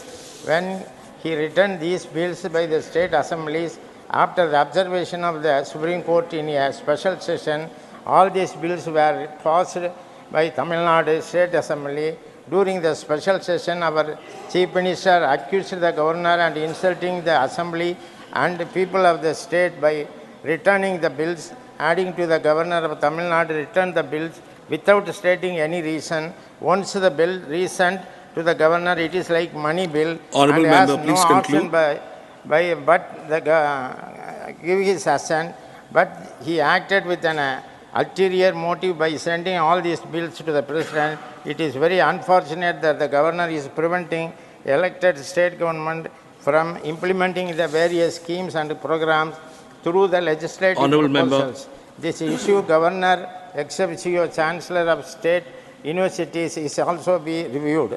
In this connection, our state Honourable assembly member, has I'll have passed to a move bill on. to I'm make sorry. a Chief Minister I'll as have the to move on. Chancellor, but the Governor has not given assent to the bill.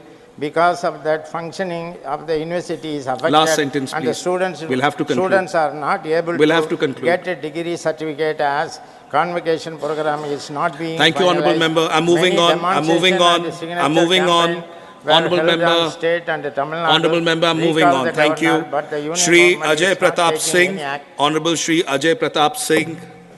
I'm sorry. Nothing else is going on record, Honourable member. Thank you. I'm sorry. Time has run out. Honourable Shri Ajay Pratap Singh, 6 minutes. धन्यवाद उपसभापति महोदय। माननीय शिवदासन जी द्वारा जो संशोधन विधेयक यहाँ पर प्रस्तुत हुआ है, उस विधेयक के विपक्ष में बोलने के लिए मैं खड़ा हुआ हूँ। विपक्ष में इसलिए बोल रहा हूँ कि अगर उनके द्वारा सुझाए गए संशोधनों को ये सदन स्वीकार कर लेता है तो केंद्र राज्य के संबंधों पर असर तो पड़ेगा ही, साथ ही साथ इन संशोधनों के कारण हमारा देश कमज़ोर होगा। जब हम मजबूत भारत की अवधारणा पर विचार करते हैं, मजबूत देश की अवधारणा पर विचार करते हैं, तो मेरे विचार से मजबूत देश तभी हो सकता है जब हमारा केंद्र मजबूत हो। अगर केंद्र कमज़ोर हो जाएगा तो हमारा देश खंड खंड हो जाएगा। अक्सर हमारे विपक्षी साथी यूनिटी इन डाइवर्सिटी की बात करते हैं, सुनने में अच्छा लगता है, विविधता में एकता, लेकिन जिस सीमा तक वो विविधता की कल्पना करते हैं वो देश की एकता के लिए खतरा होता है।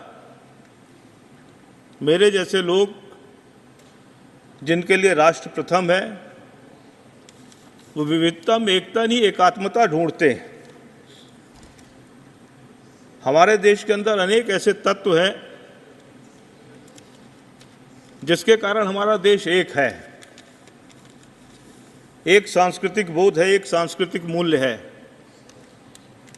और इसीलिए हम लोग वन नेशन वन पीपल की अवधारणा पर विश्वास करते हैं। हम जिस संविधान को हम लोगों ने अंगीकार किया है, स्वीकार किया है, जिसके आधार पर चाहे राज्य सरकार हो चाहे केंद्र सरकार हो संचालित होती है, उस संविधान की हमने शुरुआत ही किया है कि we the people of India, हम भारत के लोग। उसमें यह नहीं लिखा गया कि हम मध्य प्रदेश के लोग, हम केरल के लोग, हम उत्तर प्रदेश के लोग। उसमें कहा गया है कि हम भारत के लोग, और हम भारत के लोगों ने जिस संविधान को अंगीकार किया है, स्वीकार किया है, उसके आधार पर भारत की समस्त संस्थाओं का संचालन होना चाहिए, चाहे राज्य सरकार हो, चाहे कोई म्युनिसिपल कॉरपोरेशन हो, चाहे कोई ग्राम पंचायत हो। वो संविधान के अनुसार संचालित हो रही है कि नहीं हो रही है, यह देखने की जिम्मेदारी हमारी जो केंद्रीय संस्था है, केंद्रीय इकाई है, उसकी होती है। और अगर कहीं संविधान को उल्लंघन हो रहा है, संविधान का परिपालन नहीं हो रहा है, तो उसको नियंत्रित करने की भी जिम्मेवारी केंद्र सरकार की है। और नियंत्रित करने के लिए सूचना, जानकारी, समय समय पर मार्गदर्शन, इसका काम हमारे गवर्नर केंद्र सरकार के आदेश निर्देश पर करते हैं। मैं दो उदाहरण देता हूं कि गवर्नर की भूमिका कितनी महत्वपूर्ण है। हमारे जनरल साहब ने अभी जम्मू कश्मीर को उदाहरण दिया है। आप सभी को स्मरण होगा गवर्नर जगमोहन जी का। अगर जगमोहन जी गवर्नर के रूप में अपनी भूमिका का न्याय जम्मू कश्मीर में नहीं करते तो शायद आज जम्मू कश्मीर भारत से अलग हो चुका होता। पंजाब के उग्रवाद का जिक्र किया है जनरल साहब ने। पंजाब के हालात बेकाबू हो गए थे, गवर्नर रूल के कारण ही वहां के हालात को नियंत्रित कर पाए। और आज अगर आतंकवाद वहां पर दबा है, समाप्त हुआ है, तो इसी संस्था के कारण हुआ है। मैं शिवदासन जी की पीड़ा समझ सकता हूं। सारे गवर्नर ऐसे नहीं है, कुछ गवर्नर ऐसे भी रहे हैं जिनके आचरण पर प्रश्न चिन्ह लगा हुआ है। केरल प्रांत की जो पहली चुनी हुई सरकार, नमूदरीपाद सरकार, उसको उनके पड़ोसियों ने भंग किया, पंडित नेहरू ने भंग किया। और धारा 356 के उपयोग की अगर हम बात करें तो सर्वाधिक उसका दुरुपयोग जो किया है वो कांग्रेस पार्टी ने किया है। पूर्व प्रधानमंत्री स्वर्गीय श्रीमती इंदिरा गांधी जी ने किया। 51 बार धारा 356 को उन्होंने प्रयोग किया है। उसमें बहुत सारे अप्रिय प्रयोग हैं और जिसके कारण गवर्नर के प्रति एक वितृष्णा सी राजनीतिज्ञों में पैदा हुई है। लेकिन अब जब हम भारत के बारे में एक समग्र रूप से विचार करते हैं तो गवर्नर की भूमिका महत्वपूर्ण है। मैं ये भी आप सबको स्मरण दिलाना चाहता हूं कि जो गवर्नर की भूमिका है, गवर्नर का पद है, मैं 2 मिनट लूंगा, ये कोई नई बात नहीं है। जब आप किसी बड़े भूभाग को नियंत्रित करना चाहते हैं, एक बड़ी पॉपुलेशन को एड्रेस करना चाहते हैं, तो ये आज की प्रणाली नहीं है, प्राचीन काल से चली आ रही है, रामायण काल से चली आ रही है। अगर मैं कहूं तो कोई अतिशयोक्ति नहीं है।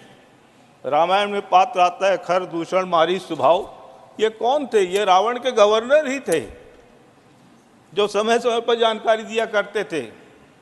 मौर्य साम्राज्य के कार्यकाल में भी अगर महाजनपद के रूप में जब ये हमारा भूभाग विभाजित था तो महाजनपदों में भी गवर्नर प्रणाली ही थी।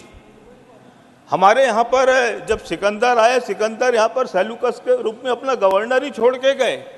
हमारे यहाँ मोहम्मद गौरी ने आक्रमण किया, उसने कुतुबुद्दीन ऐबक को अपना गवर्नर, अपना राज्य बना के सौंपा, वहीं से गुलाम वंश शुरू हुआ।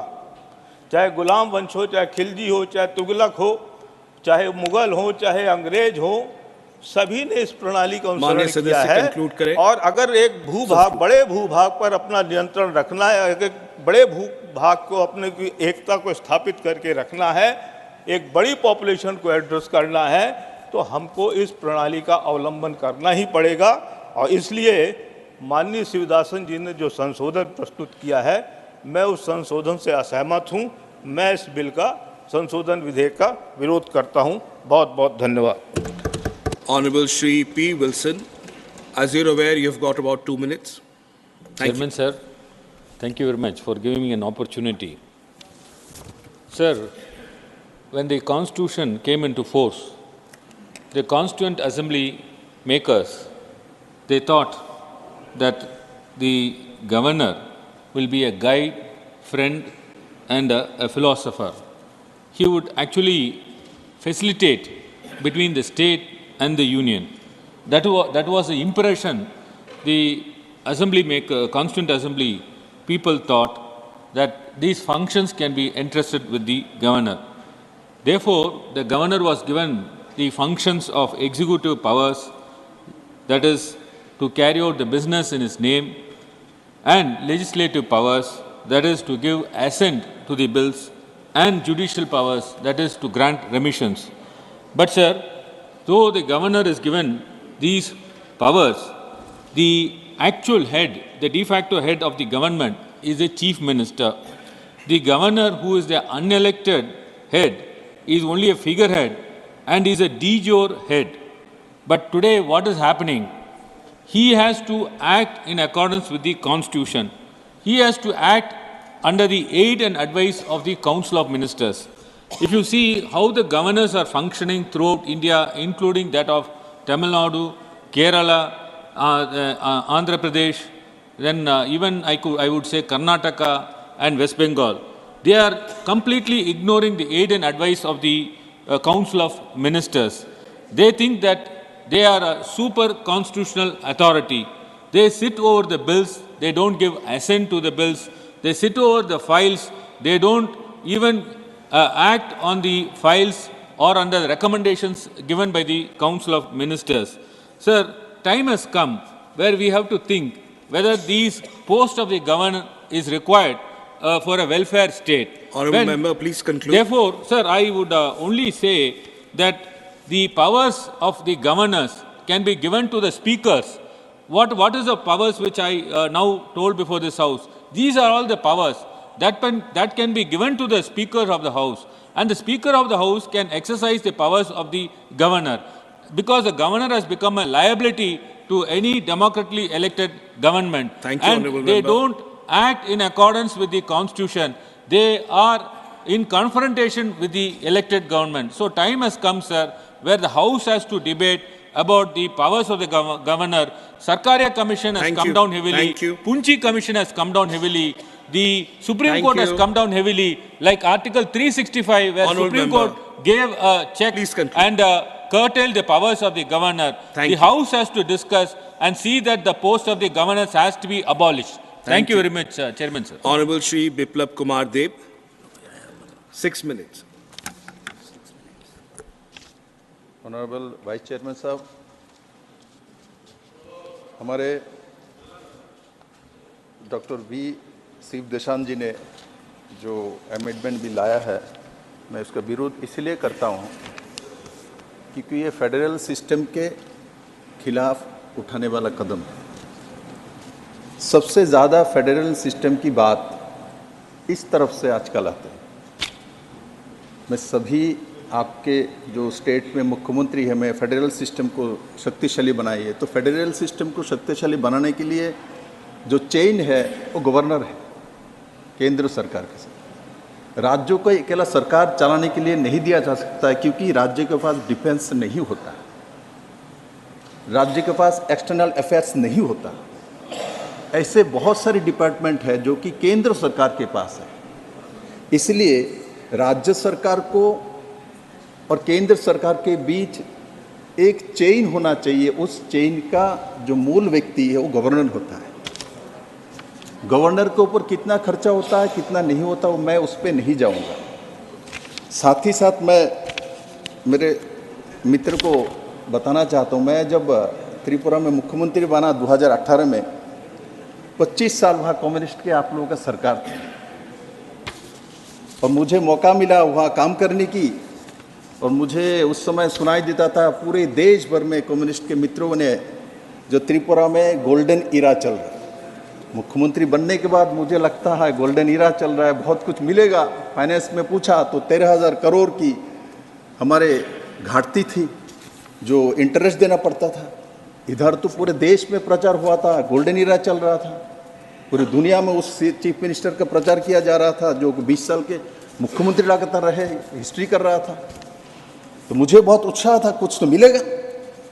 और उसके बाद जब मैं सेक्रेटरीट में जाके चीफ मिनिस्टर के रूम में जाके देखा, जो वहाँ भारत के नेशनल फ्लैग नहीं है, एक भी मिनिस्टर के रूम में नेशनल फ्लैग नहीं थे, अशोक चक्र नहीं थे, क्योंकि भारत के संविधान को कम्युनिस्ट के स्वभाव में नहीं मानना इनका आदत है।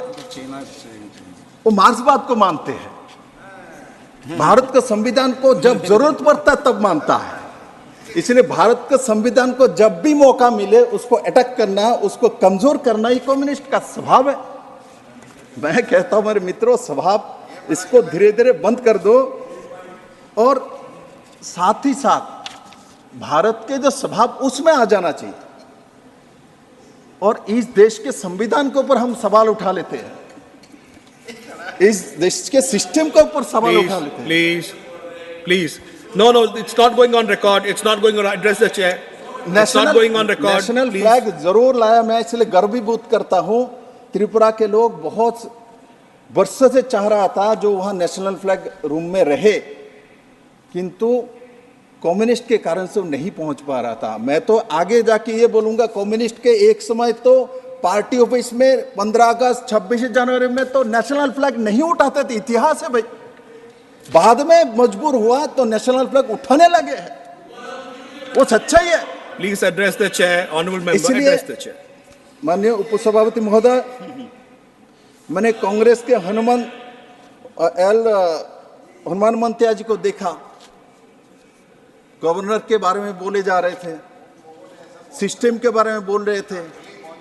भाई, भारतीय जनता पार्टी एनडीए के सरकार आने के बाद हम लोगों ने असंवैधानिक रूप से किसी सरकार के साथ व्यवहार नहीं किया है। मैं इसलिए अपने सरकार का पीठ थपथपाता हूं। जो भी ऐसा किया गया है दुरुपयोग, वो कांग्रेस के जमाने किया गया। Congress no, this cannot go on. No, Congress को यूपीए कम्युनिस्ट पार्टी ने सपोर्ट देके रखा हुआ था। इसीलिए डीएमके के मित्रों को बोलता हूं, आपके सरकार के सबसे गिराया ज्यादा ये इन्होंने जो सपोर्ट उस सरकार ने गिराया। इसलिए इस बात को देखिए, हमारे सरकार आने के बाद हमने किसी सरकार को असंवैधानिक तरीके से नहीं गिराया, और हमने गवर्नर को जिस तरीके से काम करना है, माननीय हमारे महामहिम राष्ट्रपति जी के मार्गदर्शन में काम किया जाता है, पीएम के मार्गदर्शन में काम नहीं किया जाता है।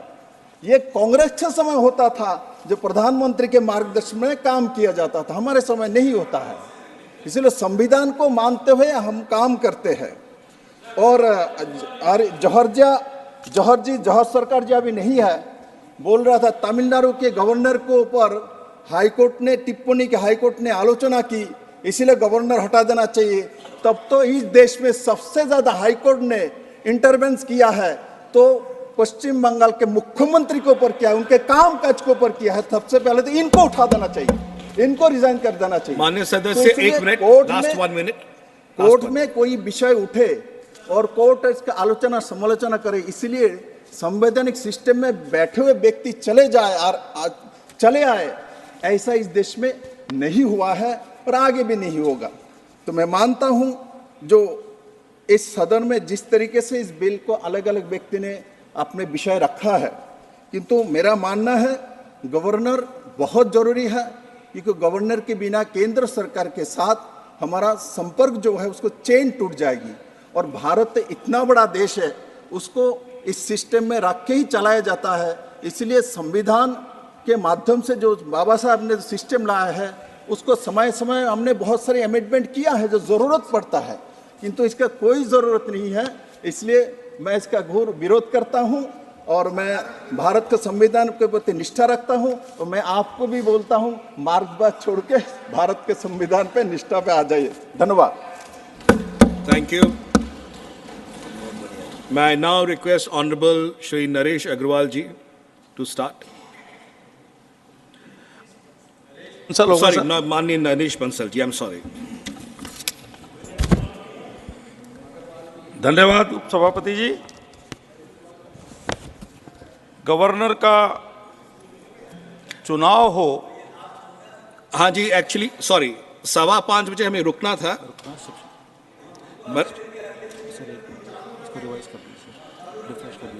नहीं,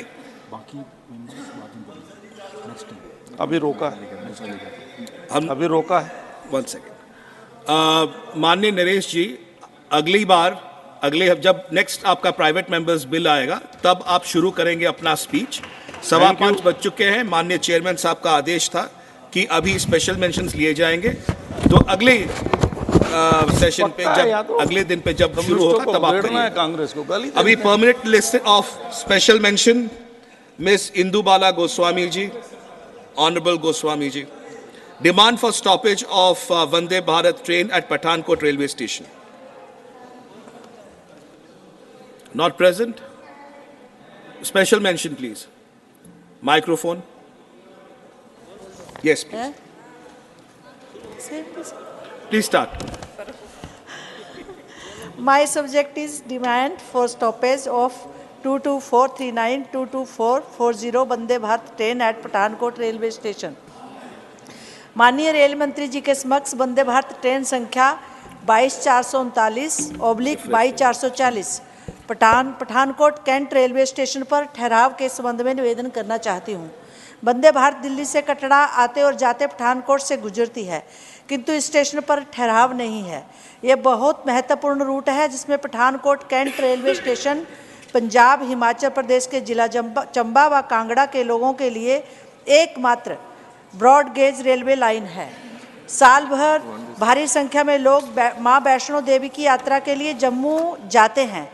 इसके पश्चात अधिकतर लोग प्राकृतिक सौंदर्य से भरपूर देवभूमि हिमाचल प्रदेश में धार्मिक पर्यटन हेतु मां ज्वालामुखी, मां बगलामुखी, नैना देवी, चिंतपूर्णी, चामुंडा देवी, मां ब्रजेश्वरी व शिव मंदिर बैजनाथ आते हैं। वंदे भारत ट्रेन के पठानकोट कैंट स्टेशन पर ठहराव न होने की वजह से हिमाचल प्रदेश के उपरोक्त धार्मिक स्थल पर्यटकों से वंचित रह जाते हैं। पठानकोट स्टेशन पर वंदे भारत के ठहराव से आम जन को कटरा जाने में बहुत आसानी होगी तथा धार्मिक पर्यटन को भी निश्चित रूप से बढ़ावा मिलेगा। वंदे भारत ट्रेन देश की पहली ऐसी रेल सेवा है जिसमें प्रीमियर सफ़र का सबसे अधिक ख्याल रखा गया है। इसलिए उपरोक्त रूट पर पठानकोट कैंट स्टेशन पर वंदे भारत ट्रेन का ठहराव लोकहित में अत्यंत महत्वपूर्ण कदम होगा। मैं सरकार से मांग करती हूं कि आप संबंधित अधिकारियों को, माननीय रेल मंत्री जी से निवेदन करती हूं कि आप संबंधित अधिकारियों को निर्देशित कर वंदे भारत ट्रेन का ठहराव कम से कम 2 मिनट के लिए पठानकोट कैंट स्टेशन पर करवाने की कृपा करेंगे। धन्यवाद। Thank you. Shri M Mohammed Abdullah ji, request to allow the hyper or hypopigmented vitiligo persons to join Indian Army. Thank you, Vice Chairman, sir. Attention is brought in the interest of the people who have the autoimmune disorder namely called vitiligo. Vitiligo is an acquired depigmentation disorder of great concern affecting 1 to 4% of the world population. Sir, a person with vitiligo develops patches of skin with little or no pigmentation across their body, and it is not a lethal or infectious disease. According to the medical standard of the Indian Defence Service, a candidate is deemed medically fit when he has no hyper or hypopigmentation or any other disease of the skin. Hence, the people with vitiligo found it difficult to join the Indian Defence Service. Hence, many of them feel distressed and stigmatized by their condition. Vitiligo candidates will be of normal anatomy without loss of any appendages. They will be free from all communicable diseases and skin ailment. Even though people who have vitiligo disorder are expected to be at risk in adverse weather condition and at high altitude, the risk is meager and even not for those with mild vitiligo. Such physically and mentally fit aspirant having all the potential to perform their duties toward the nation should not be stopped from being a soldier or officer. Hence, I humbly request the Honorable Minister of Defence to immediately look into this issue with utmost priority and take the necessary step to regulate the medical standard of Indian Defence Service so that they can be placed in civil post and ensure their service to the nation in these regards. Thank you, sir. Thank you. Shri Vijay Pal Singh Tomar, demand for starting domestic flights from Meerut to various cities by expanding airstrip under the Udan scheme. धन्यवाद उपसभापति महोदय।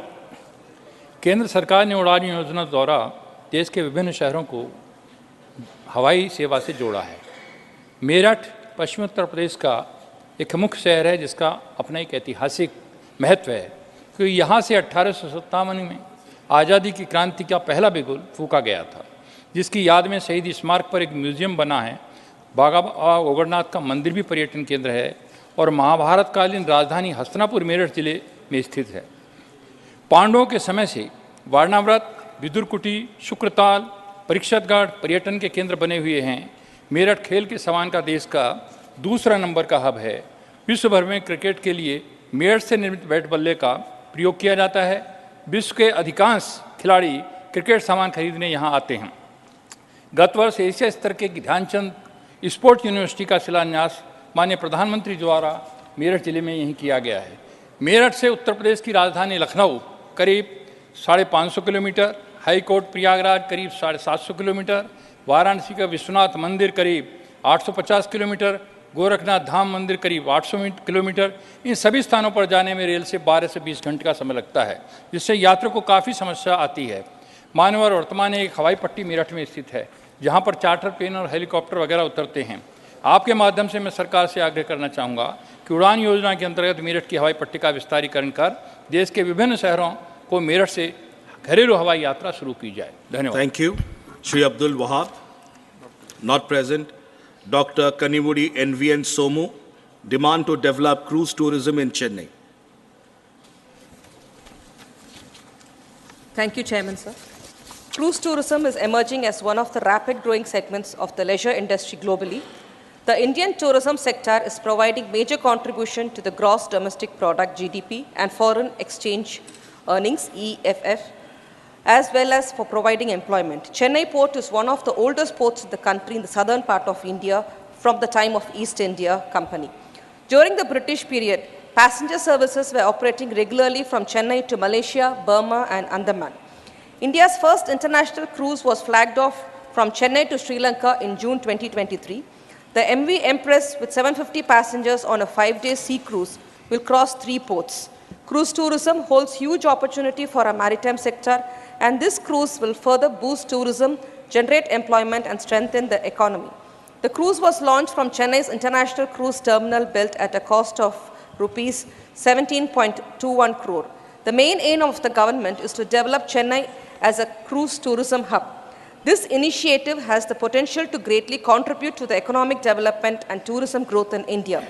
By 2024, the government plans to build 3 new international cruise ports with additional ferry routes through India, Sri Lanka, Thailand, and Myanmar.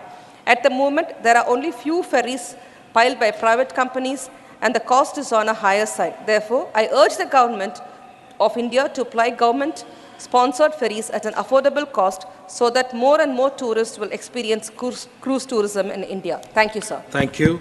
Shri Sadanand Sheikh Tanwade. Chairman, sir, my special mention is concern over revocation of Indian passport in Goa. I beg to call the attention of the Minister of External Affairs to an important issue that has emerged in Goa, affecting a considerable number of individuals. The Regional Passport Office has recently revoked the passport of over 70 people due to the renewal of their Indian passport subsequent to registering their birth in Portugal. The basis of this revocation of Regional Passport Office in Goa is the birth registration in Portugal, considered as the effective date of acquiring citizenship. I urge the Minister of External Affairs to reconsider the decision of revoking Indian passports solely based on the birth registration in Portugal. I propose that the Ministry allows the renewal of Indian passports for these individuals until they acquire the official citizenship document from the Portuguese government. This measure is vital to facilitate their travel and ensure their well-being during the transition period until their Portuguese passports are ready. Furthermore, I implore the Ministry to expedite the process, enabling individuals to promptly obtain OCI cards upon acquiring Portuguese citizenship. Thank you, sir. Thank you. Shri Irana Kadari. Not present. Srimati Sulota Deo. Not present. Srimati Mahua Maji. Demand to declare Central Institute of Psychiatry, Ranchi, Jharkhand as Institute of National Importance on the line of Nimhans, Bengaluru. Thank you, Honorable Vice Chairman, sir. My subject is demand to declare Central Institute of Psychiatry, Ranchi, Jharkhand as Institute of National Importance on the line of Nimhans, Bengaluru. महोदय, मानसिक चिकित्सा से जुड़े इस विश्व प्रसिद्ध अनूठे संस्थान की स्थापना 1918 में हुई थी। अब जब भारत में मानसिक समस्या तेजी से फैल रही है, तो पूर्वी भारत के झारखंड, रांची के कांके में स्थित इस संस्थान की प्रासंगिकता और बढ़ जाती है। मानसिक समस्या के कारण 2012 से 2030 के बीच 1.03 ट्रिलियन अमेरिकी डॉलर की आर्थिक क्षति का अनुमान है। लांसेट की 2021 की रिपोर्ट के अनुसार हर 7वां भारतीय किसी न किसी प्रकार के मनोविकार का शिकार है।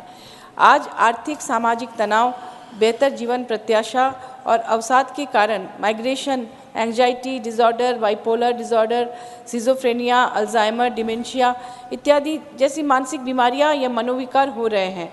बढ़ती जनसंख्या को देखते हुए लोगों को इससे बचाने और इसके समुचित इलाज के लिए अच्छे मनोचिकित्सा संस्थानों का होना बहुत ज़रूरी है। महोदय, रांची स्थित यह संस्थान एक ऐसा अग्रणी संस्थान है जो केंद्र सरकार की सहायता से पूर्वी भारत के लोगों के मनोरोगों के इलाज की दृष्टि से वरदान साबित हो सकता है। अतः मैं आपके माध्यम से केंद्र सरकार से अनुरोध करती हूँ कि सेंट्रल इंस्टीट्यूट ऑफ साइकेट्री को पूर्वी भारत का निम्हांस घोषित कर इसे राष्ट्रीय महत्व का संस्थान बनाया जाए, इसका पुनरुद्धार किया जाए।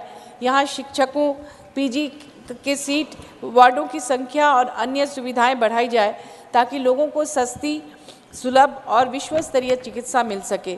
निम्हांस बेंगलुरु का बोझ भी कम हो, लोगों का राह खर्च, होटल खर्च बचे, समय बचे और ज़रूरतमंदों को सस्ती, सुलभ और विश्व स्तरीय चिकित्सा मिल सके। यह संस्थान भारत को स्वस्थ रखने में मील का पत्थर साबित होगा। कृपया इस पर ध्यान दिया जाए। धन्यवाद। Thank you. Shri K.R.N. Rajesh Kumar, not present. Srimati Geeta alias Chandraprabha. Demand of GI tag for Desi ghee from Auria, Uttar Pradesh. जी धन्यवाद महोदय। उत्तर प्रदेश देश का सबसे बड़ा प्रदेश है और विभिन्न जिलों की अपनी अपनी विशेषताएं हैं। हमारे जनपद औरैया को देसी घी के लिए प्रसिद्ध है। महोदय, वैदिक कालों से आज तक देसी घी का स्वास्थ्य के साथ साथ पूजा अर्चना में भी बड़ी मान्यता रही है। जहां एक तरफ स्वास्थ्य, तो वहीं छोटे किसान जो गाय भैंस पालकर अपनी जीविका चलाने के साथ ही देसी घी को तैयार करने से अपनी आय को बढ़ोतरी करते हैं। इसी को देखते हुए माननीय मुख्यमंत्री जी के द्वारा उत्तर प्रदेश में एक जिला एक उत्पाद नीति में औरैया जनपद के लिए देसी घी का चयन हुआ है। देश विदेश तक जिले में उत्पादित घी को पहुंचाने एवं संबंधित उद्योगों को प्रोत्साहन करने के लिए एक उत्पाद योजना के अंतर्गत जिले के उत्पाद के रूप में देसी घी को चुना गया है।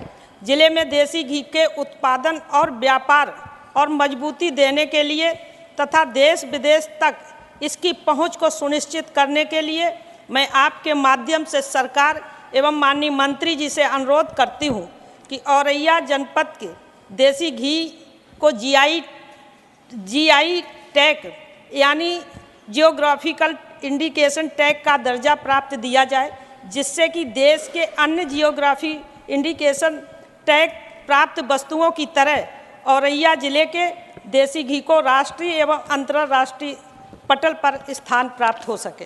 धन्यवाद। Thank you. Lieutenant General Dr. D.P. Vats, retired. Demand for capacity building in medical services. Thank you, Sabhapati ji. With the Honorable Prime Minister's call for one world, one family and one future, provision of health services to mankind becomes our duty, being the largest population base in the world, with exportable human resources, including skilled medicals and paramedics. There is a huge demand for such professionals all over the world. Skilled manpower earns and brings massive foreign exchange and simultaneously get employment opportunities. To meet the global and national demand, Ministry of Health and Family Welfare has opened 23 AIMS, out of which 21 are functional, and 706 medical colleges with paramedical colleges, which is commendable. To meet such a huge demand, government should liberalize the licensing policies to permit the medical graduates to operate emergencies, including cesarean sections, after a one-year course in surgery, gynae, and anesthesia. Courses as was the practice before 1980. The medical profession should be taken out of Consumer Protection Act, and rural services should have more incentives. I urge the government to look into the matter to meet the huge demand of surgeons by imparting ad hoc practical training. Thank you. Srimati Sumitra Balvik. Need for promotion of self-help grounds to develop places like Jabalpur, Mandla, Chindwara, Panchmari as tourist centers. जी उपसभापति महोदय धन्यवाद। आज मैं आपके सामने जो विषय लेकर खड़ी हूँ वह मध्य प्रदेश से जुड़ा है। महोदय, पिछले कुछ वर्षों में मध्य प्रदेश में पर्यटकों की संख्या में बढ़ोतरी हुई है। वैसे तो यह बढ़ोतरी कोविड संक्रमण के बाद पूरे भारत में पर्यटन सेक्टर में हुई है, जिससे भारत की अर्थव्यवस्था पर काफ़ी फायदा हुआ है। मध्य प्रदेश को भारत का दिल माना जाता है।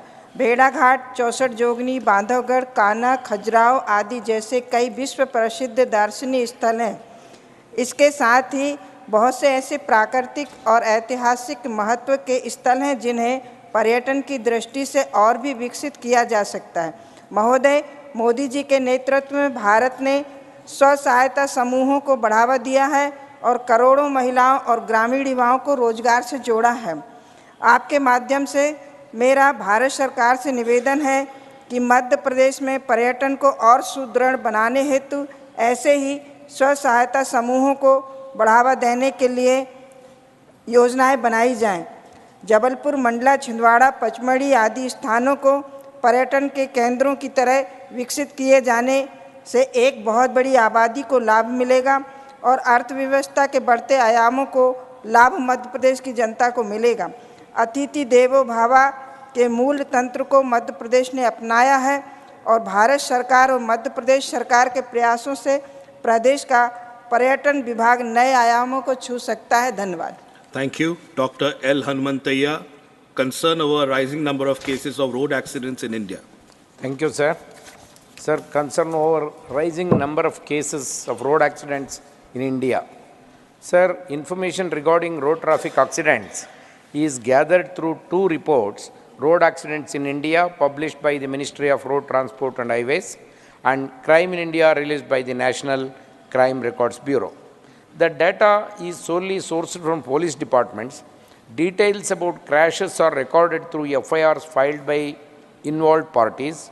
Witnesses or on-site police officers. In 2022, there were 1,50,998 cases reported for deaths due to negligence relating to the road accidents. This is 10.5% rise from cases reported during 2019 with 1,36,587 cases, which is an alarming and requires immediate intervention. Sir, however, the reporting process itself has limitations. The majority of cases are attributed to human error, overlooking other factors such as vehicle and infrastructure issues. The cause of the crash is documented as the fault of a road user without considering other contributing elements. Furthermore, sir, the reporting mechanism does not account for fatalities occurring in hospitals after 30 days as highlighted in the Road Accidents in India 2019 report published by the Ministry of Road Transport itself. The World Health Organization categorized India's official data on road traffic fatalities as either unsayable or unavailable due to quality issues in their 2019 Global health estimates released in December 2020. Sir, I would like to urge the government to adopt revised methodologies for collecting road traffic accident data that align with international standards. Thank you, sir. Thank you. Shri Ramchandra Jangra, need to prohibit setting up coal plants in non-coal producing areas. धन्यवाद उपसभापति जी। महोदय, बढ़ता हुआ वायु प्रदूषण इन दिनों पूरी मानवता, पशु पक्षी सबके लिए गंभीर खतरा एवं चुनौती है। महोदय, वायु प्रदूषण के लिए वैसे तो बहुत से कारण हैं, लेकिन इनमें सबसे बड़ा घटक कोयला आधारित बिजली संयंत्र है। महोदय, एक समय था जब लोड फैक्टर के मध्य में बिजली संयंत्र लगाया जाता था, जैसे बठिंडा और पानीपत लगे, ताकि चारों तरफ बिजली की आपूर्ति हो सके। लेकिन पूरे देश में ग्रिड सिस्टम के विस्तार के बाद इसकी आवश्यकता नहीं थी, क्योंकि कहीं से भी बिजली संयंत्र को ग्रिड से जोड़कर बिजली को उपयुक्त जगह पहुंचाया जा सकता था। महोदय, जिन प्रदेशों में कोयला खदानें हैं वहाँ भूमि भी सस्ती है तथा जंगलों की भी बहुतायत है। इसके अतिरिक्त उन प्रदेशों में वर्षा भी भरपूर होती है। लेकिन इसके बाद भी हरियाणा जैसे कोयला खदानों से सुदूर प्रदेशों में जो एनटीपीसी, सीएलपीसी, झाड़ली झज्जर में और खेदड़ हिसार में दूरदर्शितापूर्ण फैसले लेकर प्लांट लगाए गए, यही प्लांट कोयला खदान वाले क्षेत्रों में आधी कीमत पर लगाए जा सकते थे तथा कोयले की ढुलाई पर जो खर्च आने से बिजली की लागत बढ़ती है, वह भी ग्रिड के माध्यम से चौथाई लागत से भी कम में बिजली लाई जा सकती थी। कोयले से भरी गाड़ियां हजारों किलोमीटर कोयले की धूल छोड़ती हुई जाती हैं तथा डीजल इंजनों से जो प्रदूषण होता है उसका अंदाजा लगाया जा सकता है। महोदय, मेरा आपके माध्यम से सरकार से आग्रह है कि भविष्य में कोयला आधारित बिजली संयंत्रों को गैर कोयला उत्पादन राज्यों में मंजूरी ना दी जाए तथा जो पहले ऐसे संयंत्र लगे हैं उनकी विस्थापना की योजना भी बनाई जाए। धन्यवाद। Thank you. Shri Biplab Kumar Deb, demand to start instrument landing system at NBBA Airport, Agartala. महोदय, मैं आपके माध्यम से केंद्रीय नागरिक उड्डयन मंत्रालय को त्रिपुरा से संबंधित एक महत्वपूर्ण विषय से अवगत कराना चाहता हूँ। एमबीबी हवाई अड्डा अगरतला एक इंस्ट्रूमेंट फ्लाइट रूल्स IFR हवाई अड्डा है, जहां विमान के पहुंचने, उतरने और उड़ान भरने के नेविगेशनल इश्यू सहायता और उपकरण लैंडिंग सहायता के माध्यम से निर्देशित किया जाता है। इंस्ट्रूमेंट लैंडिंग सिस्टम का उपयोग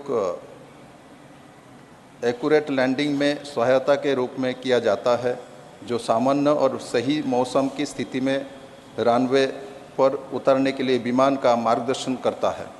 एमबीबी हवाई अड्डा अगरतला में पुराने ILS सिस्टम को नई प्रणाली से बदल दिया गया है। नया ILS सिस्टम इंस्टॉलेशन का काम पूरा हो चुका है। एयरपोर्ट अथॉरिटी ऑफ इंडिया के विमानों द्वारा ग्राउंड कैलिब्रेशन और एयर कैलिब्रेशन 27 नवंबर 2023 को पूरा कर चुका है। अगले फेज में कैलिब्रेशन रिपोर्ट के आधार पर उपकरण प्रक्रिया प्रोसेस विकसित किए जाएगी और इसे अनुमति के लिए DGCA के भेजा जाएगा। DGCA की मंजूरी के बाद उस सिस्टम को चालू कर दिया जाएगा। महोदय, आजकल कोहरा के कारण बहुत सी फ्लाइट्स एमबीबी एयरपोर्ट पर उतर नहीं सकती और उन्हें दूसरे स्थान पर डाइवर्ट करना पड़ता है। इससे पैसेंजर्स को बहुत परेशानी का सामना करना पड़ता है और उन्हें आर्थिक बोझ भी उठाना पड़ता है। अतः केंद्रीय नागरिक उड्डयन मंत्रालय से अनुरोध है कि इस दिशा में DGCA की मंजूरी शीघ्रता से प्रदान किए जाए, जिससे ILS सिस्टम को एमबीबी एयरपोर्ट अगरतला में शुरू किया जा सके। धन्यवाद। Thank you. Shri Niranjan BC, not present. Shri Rakesh Sinha, not present. Srimati Ramila Ben Bechar Bhai Bara, demand to construct hostels for tribal students. धन्यवाद सभापति जी। महोदय, मैं आपके माध्यम से सदन का ध्यान आकर्षित करना चाहती हूँ। प्रधानमंत्री नरेंद्र भाई मोदी जी हमारे गुजरात राज्य के मुख्यमंत्री रहते हुए उन्होंने राज्यव्यापी कन्या केनवनी रथ चलाकर बालिका शिक्षा को बढ़ावा दिया, बालिकाओं की शिक्षा पर जोर दिया। परिणाम स्वरूप आज आदिवासी, दलित, अन्य पिछड़ा वर्ग की लड़कियों 100% शिक्षा प्राप्त कर रही हैं। सरकार ने तालुका स्तर पर कॉलेज, ITI आदि संस्थान स्थापित किए। इससे सभी बच्चे लाभान्वित हो रहे हैं। लेकिन अध्यक्ष श्री तालुका स्तर पर दूर दराज गांव के बच्चे उच्च शिक्षा प्राप्त करने के लिए अप डाउन कर रहे हैं, जिसमें उन्हें काफ़ी रुकावटें महसूस होती है। इसके कारण कई बच्चे अपनी पढ़ाई छोड़ने को मजबूर हो जाते हैं। दूर दराज गांव से शिक्षा के लिए आने वाले ऐसे बच्चों की इस समस्या का समाधान के लिए मेरा सरकार से अनुरोध है कि प्रत्येक आदिवासी तालुका स्तर पर इन लड़के लड़कियों के लिए रहने खाने व्यवस्था के साथ एक सरकारी समरस छात्रावास शुरू किया जाना चाहिए। ये छात्रावास तालुका जिला स्तर पर होने से हमारे आदिवासी बच्चों को बहुत अधिक फायदा प्राप्त होगा। सभापति, यह आवागमन व्यवस्था से विद्यार्थियों को समय के साथ साथ आर्थिक परेशानियों का भी सामना करना पड़ता है। माता पिता गरीब होने से कुछ बेटे बेटियों को बीच में अध्ययन यात्रा बंद करना पड़ती है। मेरा अनुरोध है, इस समस्या के निराकरण हेतु छात्रावास का निर्माण शीघ्र करवाना अति उचित होगा। धन्यवाद। Thank you. Shri Satish Chandra Dubey, not present. The House stands adjourned to meet at 11 a.m. on Monday, the 11th December 2023.